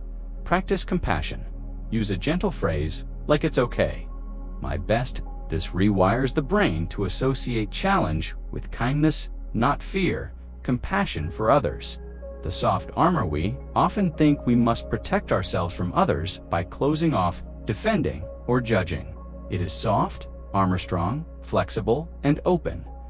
True compassion does not mean agreeing with everyone or allowing harm. It means recognizing the suffering behind others' actions and choosing to respond with wisdom and care. Story. The angry man on the bridge. A Zen student walking across a bridge encountered a man yelling at him. Instead of reacting, he bowed and said, "May you be free from whatever pain makes you speak like this." The man was startled into silence. Later, the student told his master, it wasn't kindness, it was instinct. The master replied, "Then compassion is now your nature." The 4 stages of compassion practice: recognize suffering, look beneath the surface. Irritation, withdrawal, even aggression often mask pain. Feel it without fixing. You don't need to solve the suffering. Just witness it fully. Offer presence. Or kind intention, a gentle look, a silent prayer, a sincere word. I see you. You matter. Act if you can. Let go if you can't. Compassion includes wisdom. Sometimes helping means stepping back, setting boundaries, or simply offering your presence. Guided compassion meditation. Sit quietly. Place one hand on your heart. Bring to mind someone who is struggling. See them clearly. Feel their pain. Silently say, "May you be free from suffering. May you be at peace. May you know that you are loved." Now, bring to mind someone you find difficult. Repeat the same phrases. Lastly, bring your own image to heart. Whisper, "May I be free from suffering. May I be gentle with myself. May I live with peace." Let the circle of compassion expand beyond you to all beings. Tell everyday compassion. Practices in conversation. Listen fully without fixing. Reflect back, understanding. At work, assume your coworker's stress isn't personal. Practice grace. In conflict, before responding, pause and ask, what pain might they be holding? Compassion in action. Transforming relationship studies show that couples who practice compassion argue less frequently, resolve conflict, more quickly report higher long-term satisfaction. The same applies in parenting, leadership, and friendships. Compassion allows others to feel seen, which creates safety. Compassion for the world in Buddhism. Compassion is not confined to individuals.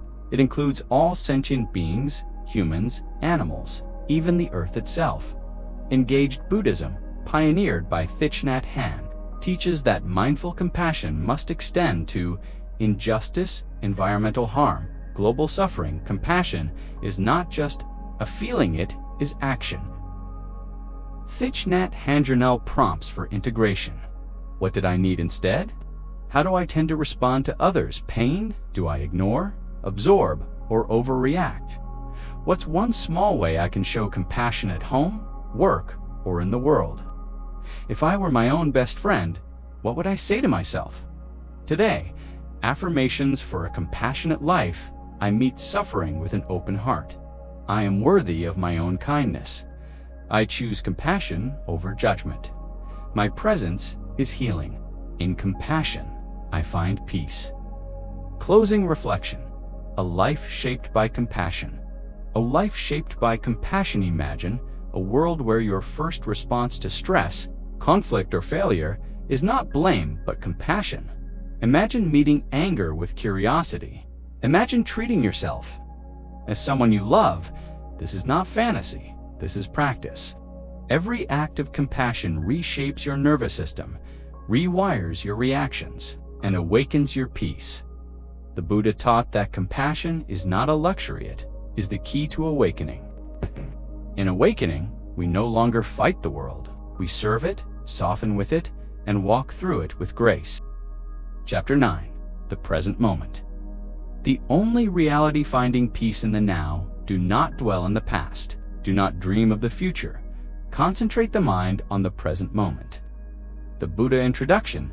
Now is all there is. Tide of life. Most of us are caught between memories of the past and worries about the future. Yet neither the past nor the future truly exist. The only reality we ever inhabit is this present moment right here. Right now, Buddhism teaches that liberation begins when we awaken fully to this truth. Stress, anxiety, regret, fear, these are born in our thoughts about what was or what might be. Peace. Peace lives in the now. This chapter explores how to return to the present moment, and how doing so dissolves stress and brings us face to face with the deepest peace available. To us, why we leave the present. A mind as a storyteller. It retells the past with longing or regret, and scripts the future with anticipation or fear. This mind is a time traveler, but not a very peaceful one. We escape the now because the present feels too ordinary, or even uncomfortable. We fear boredom, stillness, or our own inner world. We're addicted to thinking as distraction. We identify with our stories more than our experience. But each time we leave the present, we leave ourselves. We abandon the only doorway to clarity, connection, and contentment. The Buddha's teaching on presence. Buddha often instructed his disciples to be fully aware of their present experience, breath, posture, feelings, thoughts, not to control them, but to simply witness them. There is one thing that, when cultivated and regularly practiced, leads to deep spiritual liberation. That one thing is mindfulness, centered on the body. Satipatthana's mindful awareness was not just an exercise, it was the path to nirvana, or freedom from suffering. Zen story. The monk and the wild strawberry. Zen monk was being chased by a tiger. He ran to a cliff and, with no other option, grabbed a vine and climbed down. Halfway down, he looked up, the tiger above. He looked below, another tiger. Then he saw a wild strawberry growing beside the vine. He plucked it, ate it, and smiled. Moral: even in the jaws of fear, now contains beauty. Mindful presence increases activity in areas related to emotional regulation and empathy. Focused attention on the now reduces stress hormones and increases resilience. In fact, Harvard research showed that people are happiest when they are present, regardless of what they are doing. Exercise. Now take a moment right now to pause. Feel your feet on the ground. Notice your breath. Is it shallow or deep? Look around. What colors, textures, or light do you see? Hear the ambient sounds, distant traffic, birdsong, a fan. Ask yourself, what is happening right now, inside and outside me? You have just returned home to now. Obstacles to the present moment. Regret: I should have done it differently. Worry: what if it doesn't work out? Distraction: scrolling, overthinking, multitasking, judgment. This moment isn't good enough. These are the veils that cover the light of now. *** meditation. Coming home to now 10-minute. When the mind returns to the breath, it returns to the body. And when it returns to the body, it returns to life. Thich Nhat, hand practice. Sit. Comfortably, gently close the eyes or soften your gaze. Bring attention to your breath, not to control, but to feel. When thoughts arise, and they will, gently say thinking and return to the breath. Let go of striving. There is nowhere to be but here. Affirmation: this moment is enough. I am enough. I am here. Practical mindfulness in daily life. Thu. Don't need to be in a monastery to be mindful. The present is available in every act. Washing dishes. Feel the warm water, the texture of soap. Walking. Feel each step, the rhythm of your body. Speaking. Listen deeply. Feel the words in your body. Eating. Savor each bite, texture, tastes, smell. Even 5 minutes of full attention can change the tone of your day. Journal. Prompts for integration. What emotions or thoughts most often pull me out of the present? What moments of peace have I felt when I was fully present? What daily activity could I use as a mindfulness anchor? If I lived with 10% more presence, how would my life feel? But the self that suffered in the past and the self that fears the future is a thought, not your essence. In deep presence, that identity dissolves. What's left is awareness itself, open, quiet, free. When you are present, you are not a person, you are presence. Eckhart Tolle, Sacred Ordinary. We often chase spiritual highs or dramatic breakthroughs, but the true spiritual path is profoundly ordinary. Folding laundry with awareness is a meditation. Holding a loved one's hand, fully present, is enlightenment. Practice. Anchoring in now. Use one of these mantras during your day. Only this breath. Now is my home. Peace lives here. This moment is enough. Repeat it silently during stress or distraction. Let it guide you back. A poem.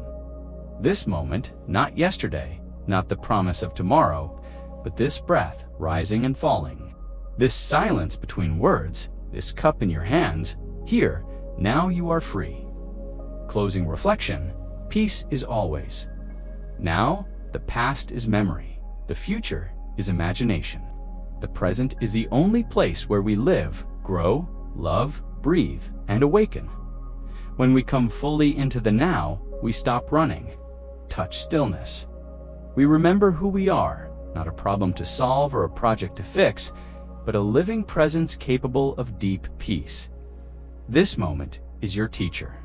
This moment is your doorway. This moment is enough. Chapter 10. The story of the moon and the water, a gentle light on troubled waters in the quiet of a mountain lake. On a still night, the moon reflects perfectly, but when wind stirs the surface or stones disturb the calm, the reflection shatters, not the moon itself, but its image on the water. This ancient Zen metaphor shows us something vital. Our mind is like water, and reality, truth, clarity, inner peace is like the moon. What we perceive, moment to moment, depends not on the moon, but on the stillness of our inner world. In this chapter, we'll explore how the story of the moon and the water reveals deep teachings about perception, stress, and the return to natural peace. The Zen parable, the moon and the water. A young Zen student came to the master and said, "My mind is full of confusion. Sometimes I feel clear, but then I become restless again." The master led him to a still pond under the night sky. The moon reflected clearly. Then the master tossed a pebble into the pond. Ripples spread, the reflection blurred. "Look," the master said, "the moon is not disturbed, only the water. Your mind is the water, your true nature is the moon. When your thoughts settle, clarity returns." The student bowed in understanding. This simple story holds within it profound teachings on stress, mindfulness, identity, and awakening. 1. Understanding the nature of the Minden Buddhism. The mind is often compared to a mirror. It reflects all things, but is not what it reflects. A pond. It is naturally still and clear, but easily disturbed. Empty sky. Thoughts and emotions are clouds passing through, impermanent, insubstantial. When our mind is agitated by desires, fear, judgments, or grasping, we lose sight of our true nature. We become identified with the ripples, forgetting the stillness beneath. The mind, when unclouded, reflects the world perfectly. Zen Proverb 2. What disturbs the water? Stress, anxiety, and emotional turmoil are like pebbles tossed into the mind.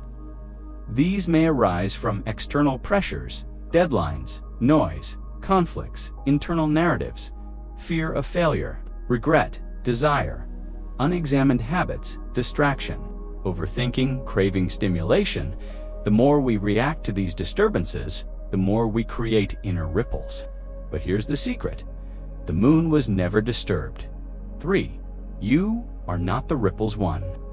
Of the greatest insights in Zen and Mahayana Buddhism is the realization that you are not your thoughts. You are the awareness in which thoughts appear. Like the moon above the pond, your essential self is unmoving, unaffected by temporary agitation. This insight leads to liberation. When we stop identifying with every thought, emotion, or mood, we begin to experience peaceful clarity. 4. Meditation. Settling the waters. Mindfulness meditation is not about making thoughts go away, but about allowing the surface to still itself through presence. Here's a simple practice. The moon and water meditation. 10 to 15 minutes. Sit comfortably. Close your eyes. Imagine a still pond in your mind's eye. Above it, a luminous full moon. With each breath, feel the pond settling. When thoughts arise, notice them as pebbles falling into the water. Let the ripples move and fade. Gently, return to the breath. In the stillness, feel the quiet reflection, your true self. Repeat silently, I am not the ripples. I am the awareness beneath. 5. How this teaching reduces stress. Stress is not always from external events, it's from how our mind reacts to them. Each reaction creates another ripple. The more we believe our disturbing thoughts, the more churned up the surface becomes. Practicing non-identification, the ability to observe rather than absorb, helps us respond instead of react. Let go of attachment to outcomes, calm the nervous system, access deeper intuitive wisdom. If we could see the miracle of a single moment clearly, our whole life would change. The Buddha 6 Reflections. Not reality. Another teaching from this story is about illusion. The moon's reflection on the water is not the moon itself. In the same way, our thoughts are not reality. They are reflections of reality, shaped by bias, emotion, memory. Stress comes when we believe our distorted reflections. Zen urges us to look beyond the ripples to the stillness underneath. There we can perceive truth without filters. 7. The teaching of emptiness. Nyat. This story is also a gentle pointer to the Buddhist concept of emptiness. The understanding that all phenomena are permanent, interdependent, without a fixed, separate self, just as the reflection on the water changes with every breeze. Our thoughts, identities, and even emotions are impermanent patterns. They come and go. True peace arises when we stop grasping at these illusions and rest in the spacious awareness that watches all things come and go. 8. Applying the story in daily life. You don't have to be a monk to live this teaching. Here's how to use the moon and water metaphor in ordinary moments. During stress, pause and ask, is this ripple or the moon? In arguments, reflect, can I observe the disturbance instead of becoming it? When overthinking, visualize the pond settling, return to breath. When feeling lost, remember, the moon is always there, even if hidden. The more often we return to this awareness, the more peaceful our life becomes, not because it's perfect, but because we're no longer at war with our own mind. 9. Journal prompts for clarity. What are the most common pebbles that disturb my inner stillness? How do I react when I mistake the reflection for reality? When in my life have I felt deeply still, clear, and connected? What practices help me return to that space of awareness? 10. A short poem. Still water's moonlight dances on my mind, but only when I'm still. Each thought a ripple, each fear a stone. Let the water settle. Let the truth shine through point 11. The true moon never moves ultimately. The story invites us into a deeper realization that the true self is not the mind, not the thoughts, not even the body. It is the awareness that witnesses all experience it, cannot be broken, lost, or disturbed. Like the moon in the sky, it is always whole, always luminous. Our task is not to find it, but to remember it. Affirmations for stillness. I am not my thoughts. I am the space in which they arise. My inner stillness cannot be disturbed by outer waves. The truth is always present beneath the noise. Like the moon, my peace is always here. I trust in the clarity that stillness brings. Closing reflection, the moon and you tonight. Look up. At the moon, let it remind you that your true self is always present, not affected by the winds of emotion, not disturbed by the surface waves of life. The water will ripple, that is its nature. But in the stillness between, in the gaps between thoughts, the quiet after breath, you can feel the clarity return. You are the moon. You are the water. You are the stillness that reflects the world as it is. And in that stillness is peace. Chapter 11. Letting Life Flow. The Bamboo Teaching * Introduction. What the bamboo knows in the Zen tradition. Nature is not just scenery, it is a teacher. Among all the trees and plants observed by monks and sages, bamboo holds a special place. Is strong yet flexible, rooted yet swaying, empty yet resilient. This chapter tells the story of the bamboo teaching, a parable drawn from Zen and Taoist thought. It shows us how we can bend without breaking, flow through stress without resisting, and embody wisdom not through force, but through yielding.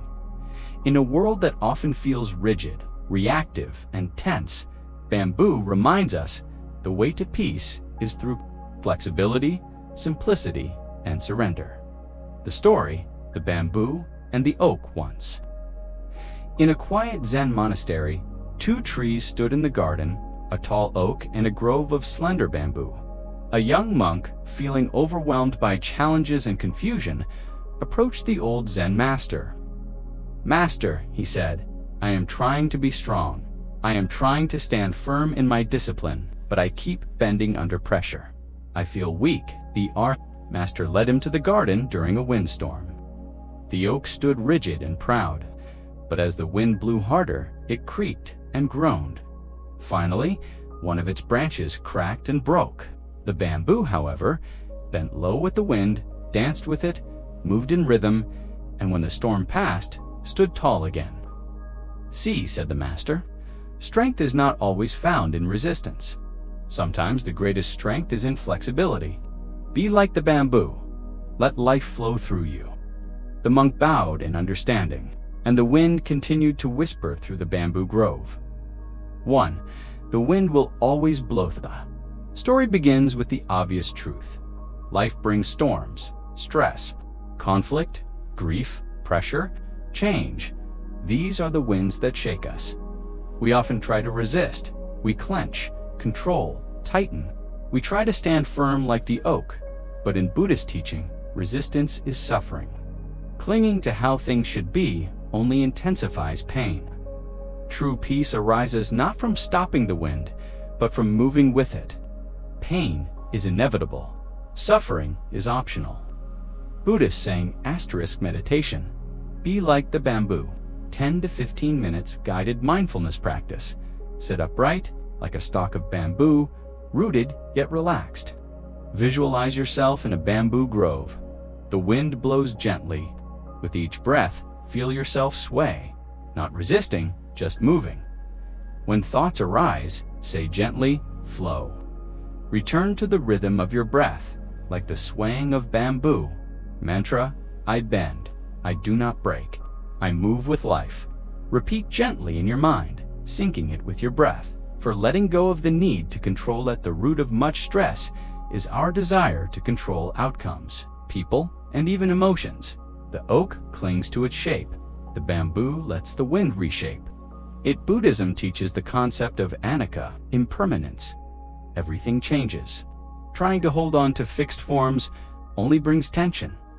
Letting go is not weakness, it's wisdom. Like bamboo, when we trust the process, we become less breakable. Let your mind be as a mountain stream, flowing freely. Dogen Zenji 5. Flow, the Tao, and the middle wathers. Story echoes the Taoist idea of flow wu wei and the Buddhist middle path. Not too rigid oak, not too passive a leaf. In the wind, but grounded, alive, and responsive, this path honors the intelligence of the moment. It teaches us to respond, not react. To stay centered in our values, but flexible in expression. You can be rooted and still move. You can be soft and still strong. You can let go and still be whole. 6. Applying the bamboo teaching in daily life. Let's make it real. When life throws stress your way, pause and breathe. Create space before reacting. Check your body. Are you tensing like the oak? Soften. Ask, where can I bend a little here? Act mindfully. Choose a response that flows with the moment, not against it. Whether it's a tense conversation, a missed opportunity, or unexpected. Change. Let the bamboo teaching whisper, flow. Don't fight. * a poem. Bamboo wisdom. I asked the bamboo how it survives the storm. It said, I bow, I sway, I never try to win. I remain rooted, but I let the wind pass through me. And when it is gone, I am still here, whole. Singing softly in the sun. 10. The deeper realization. Emptiness, as strength bamboo, is hollow, and therein lies its secret. In Buddhism, nyat emptiness is not lack, but spaciousness. The mind that is full cannot receive, but the mind that is empty of clinging, judgment, ego, becomes a vessel for wisdom. To be like bamboo is to be open to allow life to flow through you, to trust the dance of impermanence, and to know that you are not diminished by letting go, but expanded. Affirmations. Bamboo mindset. I let go of resistance and allow life to flow. My strength is in my flexibility. I return to my center, no matter the storm. I do not cling to form. I move with grace. I trust the wisdom that arises in stillness and flow. Closing reflection. The bamboo within you, no matter where you are in life, whether in storm, stillness, or somewhere in between, you can choose the way of the bamboo. You don't have to be rigid to be strong. You don't have to control to be safe. You don't have to force to find peace. You only have to soften, listen, breathe, and flow. Life will take care of the rest. Bend, don't break, yield, don't shrink, be hollow. Be whole. Be bamboo. As we step away from the story of the moon and the water, we are invited not just to understand, but to embody its message. Life will continue to bring movement, ripples of thought, waves of emotion, and storms of uncertainty. But none of these disturb the moon. Your true self, your deep awareness, is like that moon, ever present, untouched, and quietly luminous. The ripples may blur the reflection, but they never alter what is real. Peace is not found in the absence of motion, but in non-identification with the motion. When you stop chasing the reflection and start resting in the awareness behind it, clarity returns. Stillness is revealed not by force, but by presence. The mind calms itself when we stop stirring the waters. So, the next time you feel overwhelmed, remember, you are not your thoughts. You are not your emotions. You are not even the reflection. You are the clear sky. You are the still pond. You are the moon that shines no matter what. Return again and again to that stillness within.